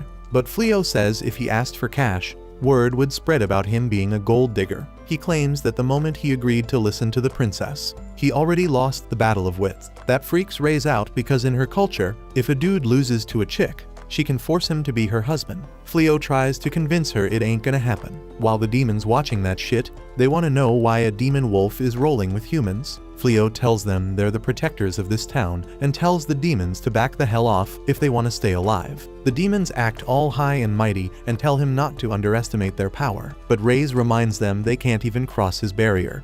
Right then, the boss of the demons shows up. He's a giant red cyclops wielding a massive club. Reyes tells Fleo that the Cyclops clan is one of the toughest types of demons, serving the demon lord's brother directly. The Cyclops looks at Reyes and starts talking smack, saying her brother was too weak to be a demon general and it's a good thing he died. Reyes gets pissed off and asks Fleo to step aside because she wants to handle the Cyclops herself. She says she won't let her brother's death bring shame to their mighty clan. As his sister, she's gonna reclaim their name and show everyone who the strongest demon clan is. Fleo says he ain't got the right to stop her because it's personal business, but he still asks her not to straight up kill the demons. She agrees and steps out of the barrier. The Cyclops swings his heavy club at her, smashing trees with each swing, but he's too damn slow, and Reyes easily dodges all his attacks.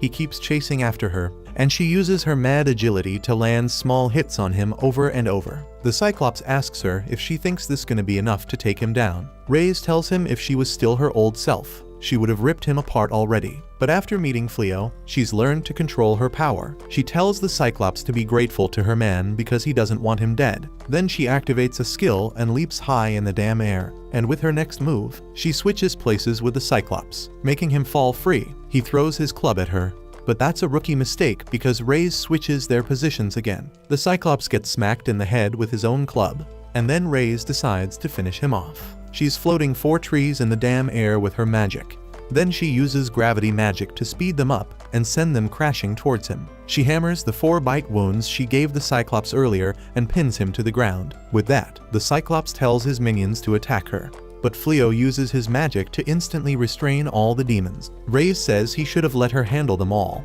but Fleo says they already won, and he's seen how strong she is. Then he heals the Cyclops, and the dude's all confused about his motives. Fleo tells him he's just doing this so they can go back home in peace. Then he busts out some lightning magic to intimidate the demons and says if they don't leave on their own, he can send them packing by force. Everybody's shaking in their boots, and before long, they start running away. With that, Fleo takes down the barrier he put up, and he says it's a damn good thing they pulled it off. Reyes hugs him and says all the practice they did at home paid off. Earlier, Reyes taught Fleo the most important thing in a fight is pressure. She told him to be confident and badass to scare the demons, and damn, it really worked. Reyes, however, wonders if that's the best approach. She thinks that breaking every damn bone of those demons would ensure they never come back. Fleo agrees she's got a point, but he thinks that method would just make the hate between humans and demons even worse. Right then, the townsfolk show up to thank Fleo for saving their asses, but they're worried about the demon wolf rolling with him. He assures them that the wolf is his partner. The girl they rescued also comes to give them thanks. Fleo spills that they're here because of the princess's request, so they should be thanking her instead of them. With that, he hops back on Reyes, and they ride off to the next damn town. Before long, word spreads about a badass adventurer and his wolf sidekick scaring off demons. The news reaches the princess, and she realizes the adventurer is none other than Fleo. Her heart's filled with gratitude for the dude now. She thinks he's done so much for them, and this time she's gotta pay him back. Meanwhile, Fleo and Reyes are doing their job of scaring the demons away. Demon Lord Gozel's keeping an eye on them, and he ain't too pleased that his brother Uegard sent troops here without his say-so. Right then, one of his minions shows up and tells him Uegard's pulled off a coup and already taken over the throne room. In the Demon King's throne room, Uegard's sitting on the throne while his goon mama shows him the 2 humans she's snatched. She tells him everything's set, and when Gozel comes to face them, she'll sacrifice the 2 humans to the demon god and unleash a secret technique that'll straight up wreck even Gozel. Uegard's waiting eagerly for his brother, thinking that once he takes him down, he'll be the new Demon King, no doubt. The next morning, Fleo gets a couple of unexpected visitors, Gozel and Uluminas, who ask if they can come inside. They all sit down with Fleo and get some tea, and Fleo asks what's the deal that brought them here today. Uluminas seems all gloomy, just looking down while Gozel smiles and says he's here to ask a favor from Fleo. Our hero is caught off guard because he doesn't know what he can give to the freaking Demon King himself. He asks what kind of favor Gozel wants, and Gozel coolly says he wants permission to crash at Fleo's house for a while. Fleo's sitting there stunned trying to process the news, but Reyes thinks it's a joke and starts cracking up. Uluminas gets pissed and asks why the hell Reyes thinks it's a joke when the freaking Demon King himself is asking this favor. Gozel tells her to chill and explains to Fleo that he's in a sticky situation. He says his throne got snatched by his punk-ass little brother Uegard, who staged a coup while Gozel was away. Gozel clarifies that he wants them to know he ain't involved in any of the recent demon attacks because he ain't ordered them either. Turns out before Gozel could make it back to his castle, Uluminas heard the news and went running to the eternal 4 demons of the Demon King army. She thought they'd help her overthrow Uegard, but to her surprise, they all seemed to be neutral on the matter. Apparently, they got approached by Pewfew beforehand, who asked them to stay neutral because there's gonna be a showdown between the 2 brothers for the Demon King throne. Uluminas is horrified by all this and asks how the hell they could believe such crap. But Pewfew says she's been noticing that Gozel's been spending less and less time with the demons in his castle lately. Instead, he's been wandering around cities, blending in with the humans in disguise. She's thinking this might be a wake-up call for him to realize that his crew is starting to rebel against his ways. Feeling defeated, she turns to the 2-headed phoenix demon and tries to play with his emotions, claiming that Gozel personally raised him. But the bird ain't buying it and says it's a whole different story. When it comes to succession, only the strong can rule.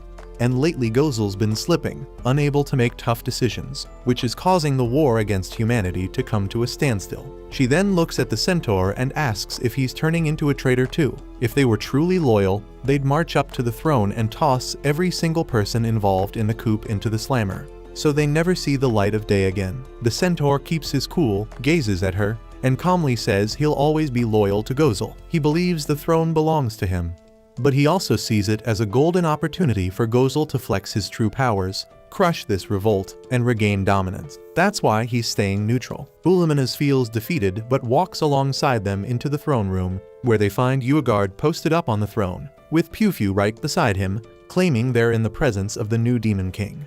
The fish demon girl tells her to chill out because Uagard ain't snatched the throne just yet, but Piu reminds them they pledged to stay neutral. Uliminas gets all riled up at Piu and tells her they got no right to the throne. But Piu ain't having it, straight up roasts her, and starts laughing. This fires her up even more, and she charges ahead, swearing she ain't no traitor, trying to slash Uagard with her sharp claws. But surprise, even though her attack lands, Uagard ain't got a scratch on him. Instead, her claws break on impact. Uagard gives her a cold look and punches her away, saying he don't need weaklings by his side. Piu decides to finish her off, but out of nowhere Gozel steps in and shields Uliminas, asking his underling to get her to safety. Uagard tells Gozel he's done waiting and challenges him to a fight for the throne. Gozel tells Uagard that this whole thing is hella childish, and he can't understand why he's acting like this. Uagard fires back saying Gozel's been acting mad suspicious, and Piu jumps in saying they had all the chances to take over the human territory. But Gozel always backed out at the last minute.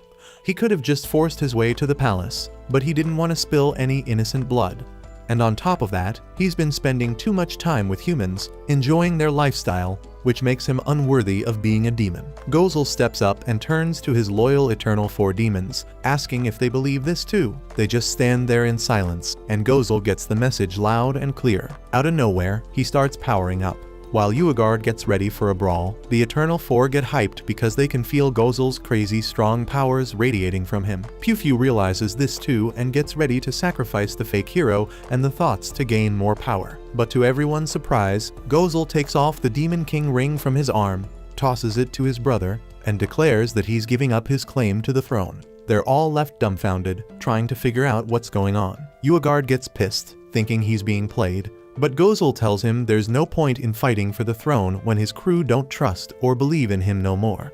And with that, he starts walking away. But Uagard ain't finished yet and thinks he's being mocked, so he charges at Gozel. But Gozel swiftly delivers a back kick so powerful, it smashes him through walls like they're nothing, and sends Uagard flying out of the castle. He tells him it's payback for what he did to Uliminas. Piu chases after Uagard, while the Eternal Four are left stunned because they never saw this coming. With that, Gozel wraps up his story and says since he denounced the demon army, he can't stay in their territory no more. And in the human territory, Fleo's the only one he can call a friend. Fleo looks at him skeptically and says he'll have to check with his housemates first before making a decision. Sometime later, Gozel gathers the rest of the girls in the room, and they all take a seat in front of him as Fleo fills them in on what's been going down. They're all shocked by the updates, and Blossom asks about the recent attacks from the Demon King army. Gozel makes it clear that he ain't involved in that mess, stating that he told his troops to stand down. Bolano still seems a little scared and wonders if Gozel will still be like when he was coming around for tea and breakfast like before.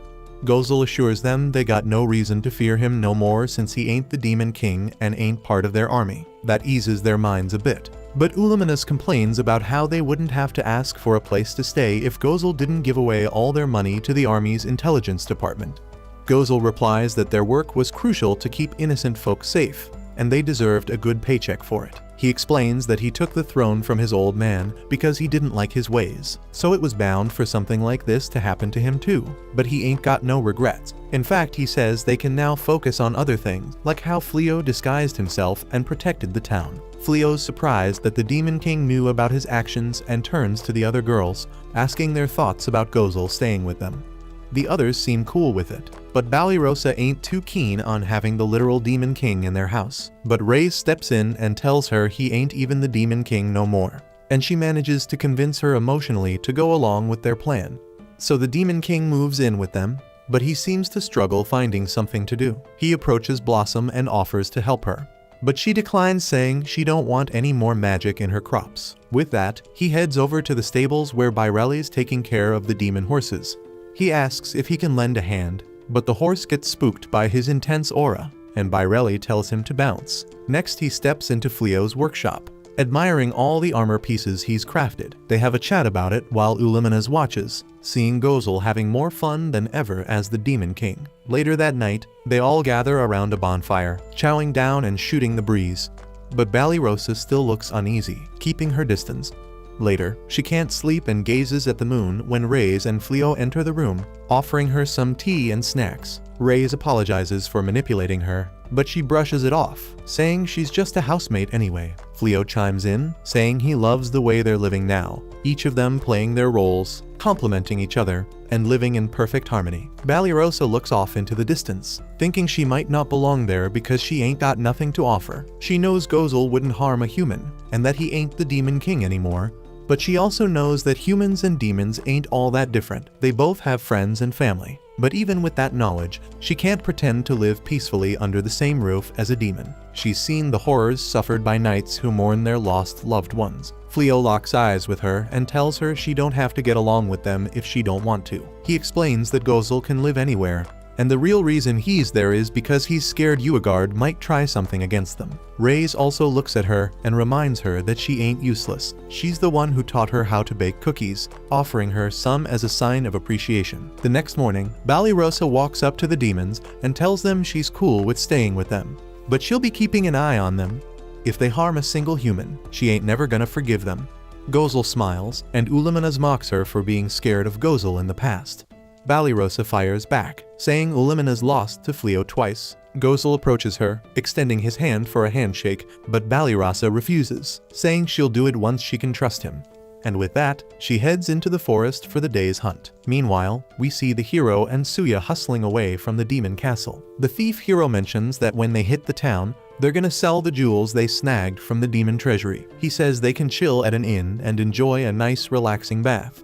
Suya agrees, but reminds him they're still on the wanted list. The thief hero assures her they'll figure it out once they leave Clyrode, and Suya compliments him, saying he's really clever. Suddenly, a dark aura starts emanating from the bag the hero stole, and they keep on running. In the demon castle, Uegard straight up goes back to attacking Clyrode, but every damn time those demons try to push forward, they get slammed with resistance. Dude's all pissed and asks Pew why the hell his army can't move forward. She explains that Clyrode set up a bunch of traps along their path, making it hella hard for them to push ahead. Traps weren't an issue last time they went to war, so Uegard wonders why they're struggling now. Pew's trying to gather the courage to tell him it's because he's stupid as hell and can't avoid the traps. But before she can even finish, Uegard cuts her off and shows off his stupidity by ordering a massive army to march right into the traps. Some of his men might bite the dust, but he's cool with that sacrifice. Pew asks him how the hell he plans to lead an army that's down to walk through a damn minefield. But he just throws that responsibility on her and straight up punches Pew in the gut. So she shuts up and bounces out of the room so he doesn't have to answer any more questions. Uegard walks past all the demon generals, and once he's gone, they start talking among themselves about how they're totally screwed. Uegard's got 2 brain cells, and one of them's on freaking vacation. No wonder their war efforts going down the drain. Gozel used to make well thought out attack plans before they did anything. But now that the intel squad dipped along with Ulimenes, that ain't an option anymore. The soldiers' morale is at an all-time low with how badly things are going. So if things don't change soon, the Dark Army's gonna straight up crumble. Just then, Pew comes back into the palace, hanging from the ceiling, and declares she's got a flawless plan to boost morale. She's throwing an office pizza party, but first someone needs to help her get down. Meanwhile, in the kingdom of Clyrode, Reyes and Fleo are at a sick festival, and Reyes just won first prize at a stall. She gets all hyped and hugs Fleo, telling him the prize is a voucher for a local hot spring. So she's stoked to hang out with him there, but turns out the voucher's only valid for 3 or more people, meaning they gotta bring along a friend. So Reyes ain't feeling it anymore. They keep walking through the festival, but now everyone joins them. So Reyes is bummed because she can't get any alone time with Fleo. Fleo's trying to cheer her up because the whole point of this trip was to get to know Gozel and Ulimenes better. So she should just chill and have a good time with everyone else for now. They get welcomed by the hot spring hostess, and Fleo's showing mad love for the hospitality. While he's signing in, all the girls get hooked up with free yukatas. They all head to the changing rooms, but before they dip, Reyes goes up to one of the attendants and straight up asks for directions to the fertility-boosting hot spring. The attendant knows exactly what Reyes is after, so she hands her a map and wishes her good luck. Meanwhile, the other girls are making their way to the changing room, and Blossom accidentally bumps into this huge dude. She apologizes for not watching where she's going, but little does she know, it's Uegard in human form. Pew steps in and stops Uegard from losing his cool and blowing his cover. Once Blossom's out of there, Uegard asks Pew why she stopped him from taking out that girl. Piu reminds him that they're here with the demon army, disguised as humans, to boost morale. If he goes off and exposes them over nothing, all her hard work will go down the drain. Just then, the other demons show up, all stoked to kick back in the hot spring. But before they split up, Piu reminds them all to rock the necklaces she made for them at all times, because it's the only thing keeping their Millennium in check. As they pass by Rays, Uluminous, and Gozel, the demons are wondering what the hell's going on with all the demon generals gathered here. They ain't causing trouble, so Gozel starts thinking if he should have done something like this for the army, back when he was still the Dark One. Rays tells both Gozel and Uluminous they gotta avoid the other demons at all costs, because if Uagard and Gozel come face to face, shit's definitely gonna go down. And she ain't letting anything ruin her hot spring date with Fleo. They all head back to join the rest of the crew and get taken to the room where the girls are crashing. They're all feeling the traditional vibes of the place. While the girls gotta share a room, Fleo and Rays got their own private room, and Rays plans to put that fertility hot spring to the test tonight. As Gozel walks in, Fleo mentions that he got a separate room for him because he's the only other dude here, but Gozel says he wouldn't mind sharing a room with the ladies, but Uluminous and Balirosa ain't having it. Blossom steps in and tells them to chill and just focus on having fun for the day. So everyone starts talking about what they're gonna do with their time. Rays is getting impatient and starts pushing Fleo to hurry up so they can bounce together. Haya tries to tag along, but Rays ain't letting nobody mess with her plans to make a baby. Haya gets it and agrees to leave them alone for the day, but since she ain't getting to stay by Fleo's side, she decides to mess with Damalina's, who's still stuck in her own little world. It's been a minute since Haya's been there, so Damalina's asks what she wants. Haya explains she needs Damalina's to help her out. Damalina's doesn't seem totally against it until Haya summons a bed in the middle of her mindscape and starts explaining her goal. After watching Fleo and Rays getting down at night for so long, Haya wants in on the action, but she needs a partner, and that's where Damalina's comes in. Damalina's tries to argue that they can't do it because they're both women, but even spaghetti's straight till it gets wet. But before Haya can go any further, Damalina's freaks out and kicks her out of her own mindscape. So Haya's starting to realize that consent might be a big deal in all this. Meanwhile, Fleo and Rays have arrived at the Yanagi bath for fertility. Rays is all excited and tells Fleo that after they soak in the bath real good, they're gonna test out the effects at home. Fleo gets all flustered, but he's also looking forward to it as Rays pulls him into the bath. On the other hand, Baireli's doing her own thing, and that involves hitting up the local bedroom toy store for personal reasons. But as she's nervously walking up to the door, she damn near has a heart attack when Haya pops up behind her. Haya came here looking for ways to entice Damalina's into getting down, so she ain't judging Baireli. But since they're both there anyway, Haya pushes Baireli inside so they can test out some toys together for research purposes. While Haya and Baireli have their fun, the others are partying it up at a bar. While they're drinking, Blossom notices that Balirosa's been staring at Gozel the whole damn time, so Blossom starts playing around, saying if Balirosa's so into Gozel, she should just go over and start chatting with him. Balirosa says that she's just keeping an eye on Gozel and Uluminous because she still doesn't trust them. But then Blossom calls Gozel over, and now he's got the perfect excuse to talk to Balirosa. He wastes no time and starts giving her mad compliments about how fly she looks. Uluminous is getting all annoyed because Gozel can't keep his flirting in check with Balirosa. But then Blossom invites Uluminous to join them for a drink, and Gozel jumps on the offer like a happy puppy. Meanwhile, Uagard and his crew are having a blast, stuffing their faces and drinking like there's no tomorrow. They're loving every damn bite of the delicious food. Uagard calls for some entertainment, so Piu steps up, claiming she got a sick dance routine ready. But damn, nobody wanna see that mess. So Uagard straight up decks her off the table and finds someone else to entertain them. Two demon brothers step forward and start play fighting for Uagard's amusement. But things start getting too intense between them, and one of them ends up losing his necklace. Meanwhile, outside the hot springs, Blondie and Suya finally make it. They're relieved as hell because they think they're out of demon territory, so demons ain't gonna bother them here. Suya's complaining about being dead tired from all the running, but Blondie reassures her he's gonna take care of her, buying all the food and chilling she needs once he sells off the gem he snagged from the demons. But just when they think things are cool, shit hits the fan. The gem starts sucking up all the Millennium in the area as the two demons burst out of the wall, still going at it. Every bit of Millennium gets absorbed into the crystal, And once it's full, Blondie transforms into a monstrous beast. While all that chaos is going down, Banished and the crew are still kicking it at the bar. Banished ends up walking over to Uluminas to have a chat. She can see Uluminas is pissed because she wants Gozel to go back to his old gig as the Dark One. And Uluminas ain't denying it because it's straight up true. Ain't no other demon out there with Gozel's level of power. And the man genuinely gives a damn about all his demon peeps under his command. So Uluminas can't stand seeing him walking around in some weak human disguise, taking advantage of Fleo's generosity. Banished starts getting a better grasp on Uluminas now.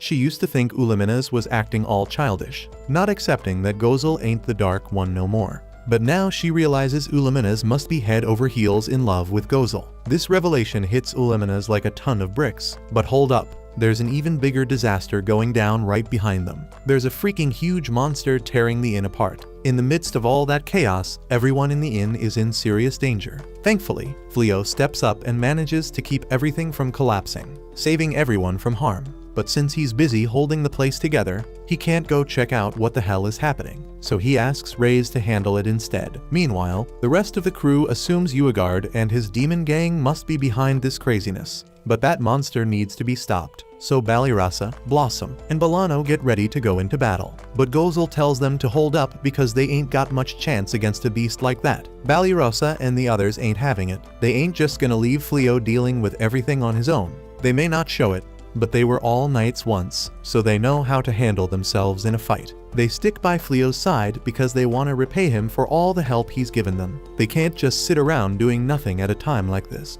Uluminas don't get why the girls are pulling this stunt, but Gozel finds their determination hella inspiring. So if Gozel decides to step up too, he asks Uluminas if she's down to join him in battle once again. Uluminas ain't too thrilled about fighting to protect humans, but since Gozel's the one asking, she agrees. Gozel teleports both of them to a nearby rooftop, and Reyes joins them with the intention of taking down whoever's messing with her quality time with Fleo. At the same time, Uagard spots Gozel and gets all pumped up, rushing out to face him and settle who's the strongest in a proper duel. Banished and the crew peep Uagard confronting Gozel, so she decides to inform Fleo, while Blossom and Bolano head out to evacuate the peeps caught up in this whole mess. On the flip side, Uagard ain't wasting no time and starts throwing his Milicium attacks, shooting mad blasts at Gozel. But damn, Gozel be blocking all of them like it's nothing. But then Uagard switches it up and unleashes the Milicium monster to do his dirty work. This beast tries to take down Uluminas, but Gozel steps in and straight up counters the attack, keeping her safe. At the same time, Banished finally reaches Fleo, and he asks her if everyone in the building is safe now. She assures him they're all good, but there's a freaking monster going wild near the resort. She's dead certain it's connected to how Uagard and his crew sneaked in, rocking human disguises. Banished thinks Gozel's behind this scheme, but Fleo knows for a fact that ain't his style. Since Gozel's holding it down, Fleo can focus on keeping the building intact and leave him to deal with Uagard and the monster. Up on the roof, Uagard straight up blasts Gozel with mad Milicium, trying to trap him with it, but Gozel ain't letting that bring him down. He's got the strength to stay in control and eventually bust out. Gozel may be the stronger one, but this fight ain't gonna be a walk in the park with Uagard's skills in controlling Milicium. Dude might even be able to control other demons' bodies, so they gotta stay on their toes. Their main goal is to rescue the poor human trapped in the magic gems. Reyes steps up and offers to handle that mess. She's dealt with Blondie enough times to know he's behind all this crap, so she teleports next to him and straight up punches him out of the gem as payback for ruining her spa day. When Blondie's out, both the magic gem and the monster straight up disintegrate, but that leaves Suya with nothing to stand on. So she starts falling to her doom. But before she goes splat, Gozel taps into his magic and saves her. He promised Fleo he wouldn't let no humans get hurt, so he's keeping his word. Gozel spots the demon generals and tells Uluminas to handle them while he takes care of Uagard. But before they throw down, Gozel asks Uagard if he's down to back off and call it quits. Uagard straight up ain't having none of that peace talk. He wants nothing but violence, so he charges at Gozel, trying to throw a punch. But damn, Gozel be slick, dodging his ass like it's nothing. Uagard ain't giving up though, and swings at Gozel again. This time, Gozel catches his punch and tells Uagard he better watch his damn actions now that he's the Dark One. That just pisses Uagard off even more, so he keeps swinging at Gozel. Meanwhile, Uluminas is dealing with those demon generals, asking them why the hell they agreed to attack a hot spring with Uagard. And those generals say they ain't looking for no damn fight. They came here just to relax. But Pew, she's all on Uagard's side, so she tries to take down Illumina's, but gets shut down real quick. After all of Uagard's attacks miss their mark, Gozel grins and pulls out some spell that copies all of Uagard's moves. And this time, they actually hit their mark. Uagard realizes that Gozel's spell reflects all his attacks. But it don't mean Gozel can't get hurt. Uagard just gotta land some clean hits on him first. As he's striking Gozel, he mocks him for being a pacifist despite having all that power. Even now, Gozel's choosing to defend instead of fight back. But Gozel's done playing nice.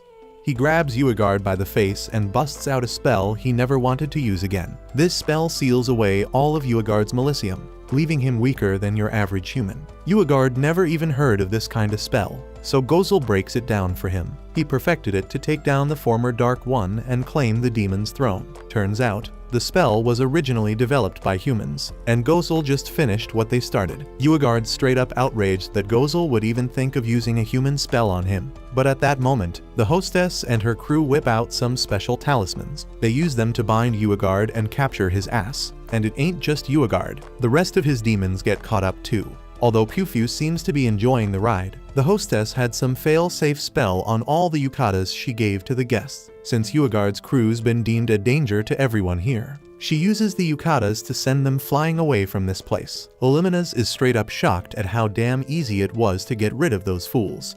But then she hears some unmistakable clapping sounds downstairs, so she peeps what's going down. And what does she find? Reyes is straight up clapping Blondie's cheeks. Suya tries to apologize for Blondie's mess-ups, saying he didn't know the damn gem would turn him into a freaking giant monster. But Reyes keeps clapping his cheeks until Balirasa shows up and tells her to bounce because Fleo's about to bust out his repair magic and fix up the resort. Once Fleo does his thing and repairs the building, the others offer to help get everything back up and running inside. Meanwhile, Blondie and Suya gotta go on the run because the resort staff is after them. Blondie thinks he's slick and pulls out his magic shovel to escape. But the idiot accidentally digs himself into a water hole, getting blasted away. Back at the resort, the hostess thanks Fleo and his crew for helping get everything back on track. She can't offer much in terms of rewards, but she tells them to have the time of their lives while they're here. Now that the annoying distractions are gone, Reyes can finally enjoy her bath. Once she gets in, she's loving every damn minute of it. Illumina's is a bit hesitant because she's scared of water, but she eventually builds up the courage and starts enjoying herself too. Bairelli and Haya are chilling in the bath too. Although Haya ain't getting why hot water's so great. Blossom and Bolano are there too, and they want to know what the hell Bairelli was up to while all the chaos was going down earlier. Bairelli don't know how to answer, so Haya tells them they were getting real cozy together. Bairelli gets all embarrassed and tells Haya not to make it weird, but her reaction screams weird to the others. Fleo and Gozel are in the bath next door, and Fleo's glad to see the girls getting along. He never thought he'd be hitting it off with Gozel either. Gozel's been interested in Fleo since day one because Fleo had the balls to stay calm even in the face of his power. And with all the strength Fleo's got, he chooses not to use it for his own gain, but to try and bring peace between humans and demons. The idea he had at the time was that if he and Fleo teamed up, they might just be able to shut down the war once and for all. But Fleo thinks Gozel's giving himself too much credit. Sure, Fleo hit the jackpot in this ice guy shit and got crazy power for no reason. But there ain't no spell out there that can stop people from fighting. Shit ain't gonna change just because they rely on magic alone. So Fleo ain't sure how the hell he's gonna solve this war mess. But now he's got some real friends in this world that he can trust. He plans on leaning on them and doing whatever he can to make this world a better place. When Gozel hears this, he reaches out his hand to Fleo and offers his help with whatever plans Fleo comes up with. Fleo's all about it and gladly accepts. A little while later, everyone gathers inside and gets treated to a fancy-ass meal by the hostess and her crew. One of them even hooks Reyes up with a special eel pie, known to give you a burst of energy for hours.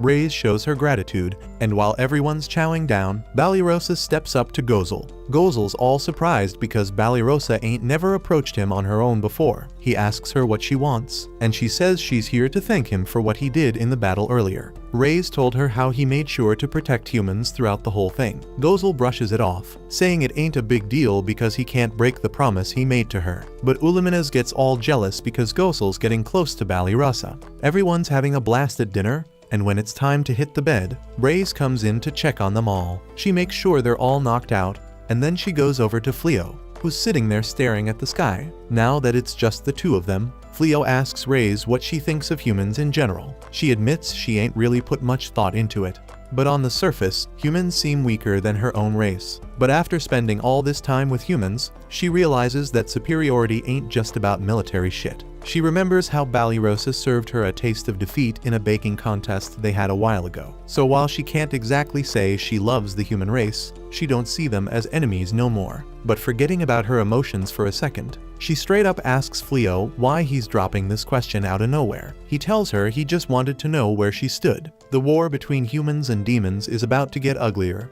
and if shit goes down, Fleo plans to protect the town and make sure nobody gets hurt. He wants Reyes by his side the whole damn time, making sure he doesn't cross any lines. He's confident that as long as she's with him, he can make it through without messing up. Reyes assures him that she'll always be right there with him, no matter where they go, especially because they gotta make sure the world's safe for their future kids. From there, they handle their business, and by the next morning, Reyes is in a damn good mood. The others catch on to what went down, and Haya's pissed because she missed the show because she was knocked out. When they reach the resort's gate, Fleo raises his hand and declares it's time to head home as he casts a teleportation spell. Back at home, everyone settles back into their regular routines.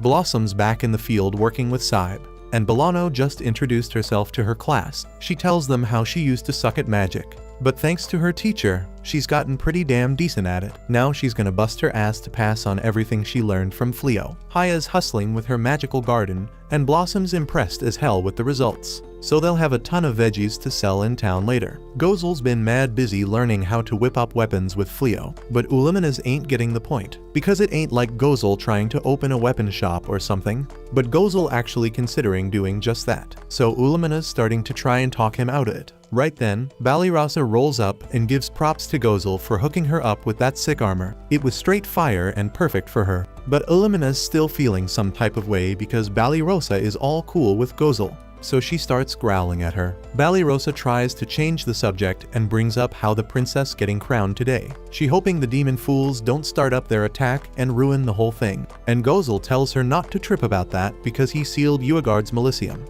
so he can't lead no attack anytime soon. Meanwhile, over at the capital, Princess Elizabeth getting greeted by her peeps because she just became the queen. But when she heads back into the castle, turns out she can't find her pops. She thinking he must have dipped once he realized all the messed up stuff he been doing about to come out. Even though he her old man, Elizabeth still gotta make sure he pays for all the wrongs he did. She ain't wasting the opportunity Fleo gave her. She's swearing to shake up the whole kingdom, no matter what it takes. In other news, Blondie and Suya on the run again, hiding out in a hole, but that ain't even surprising. As night rolls in, everybody at Fleo's house getting called in for dinner, and Fleo taking a trip down memory lane, thinking about how he came to this world all alone. But now he has good friends by his side and a wifey who holding him down, so he couldn't ask for a happier life. This was the end of Season 1. Thanks for watching and subscribe for more anime recaps.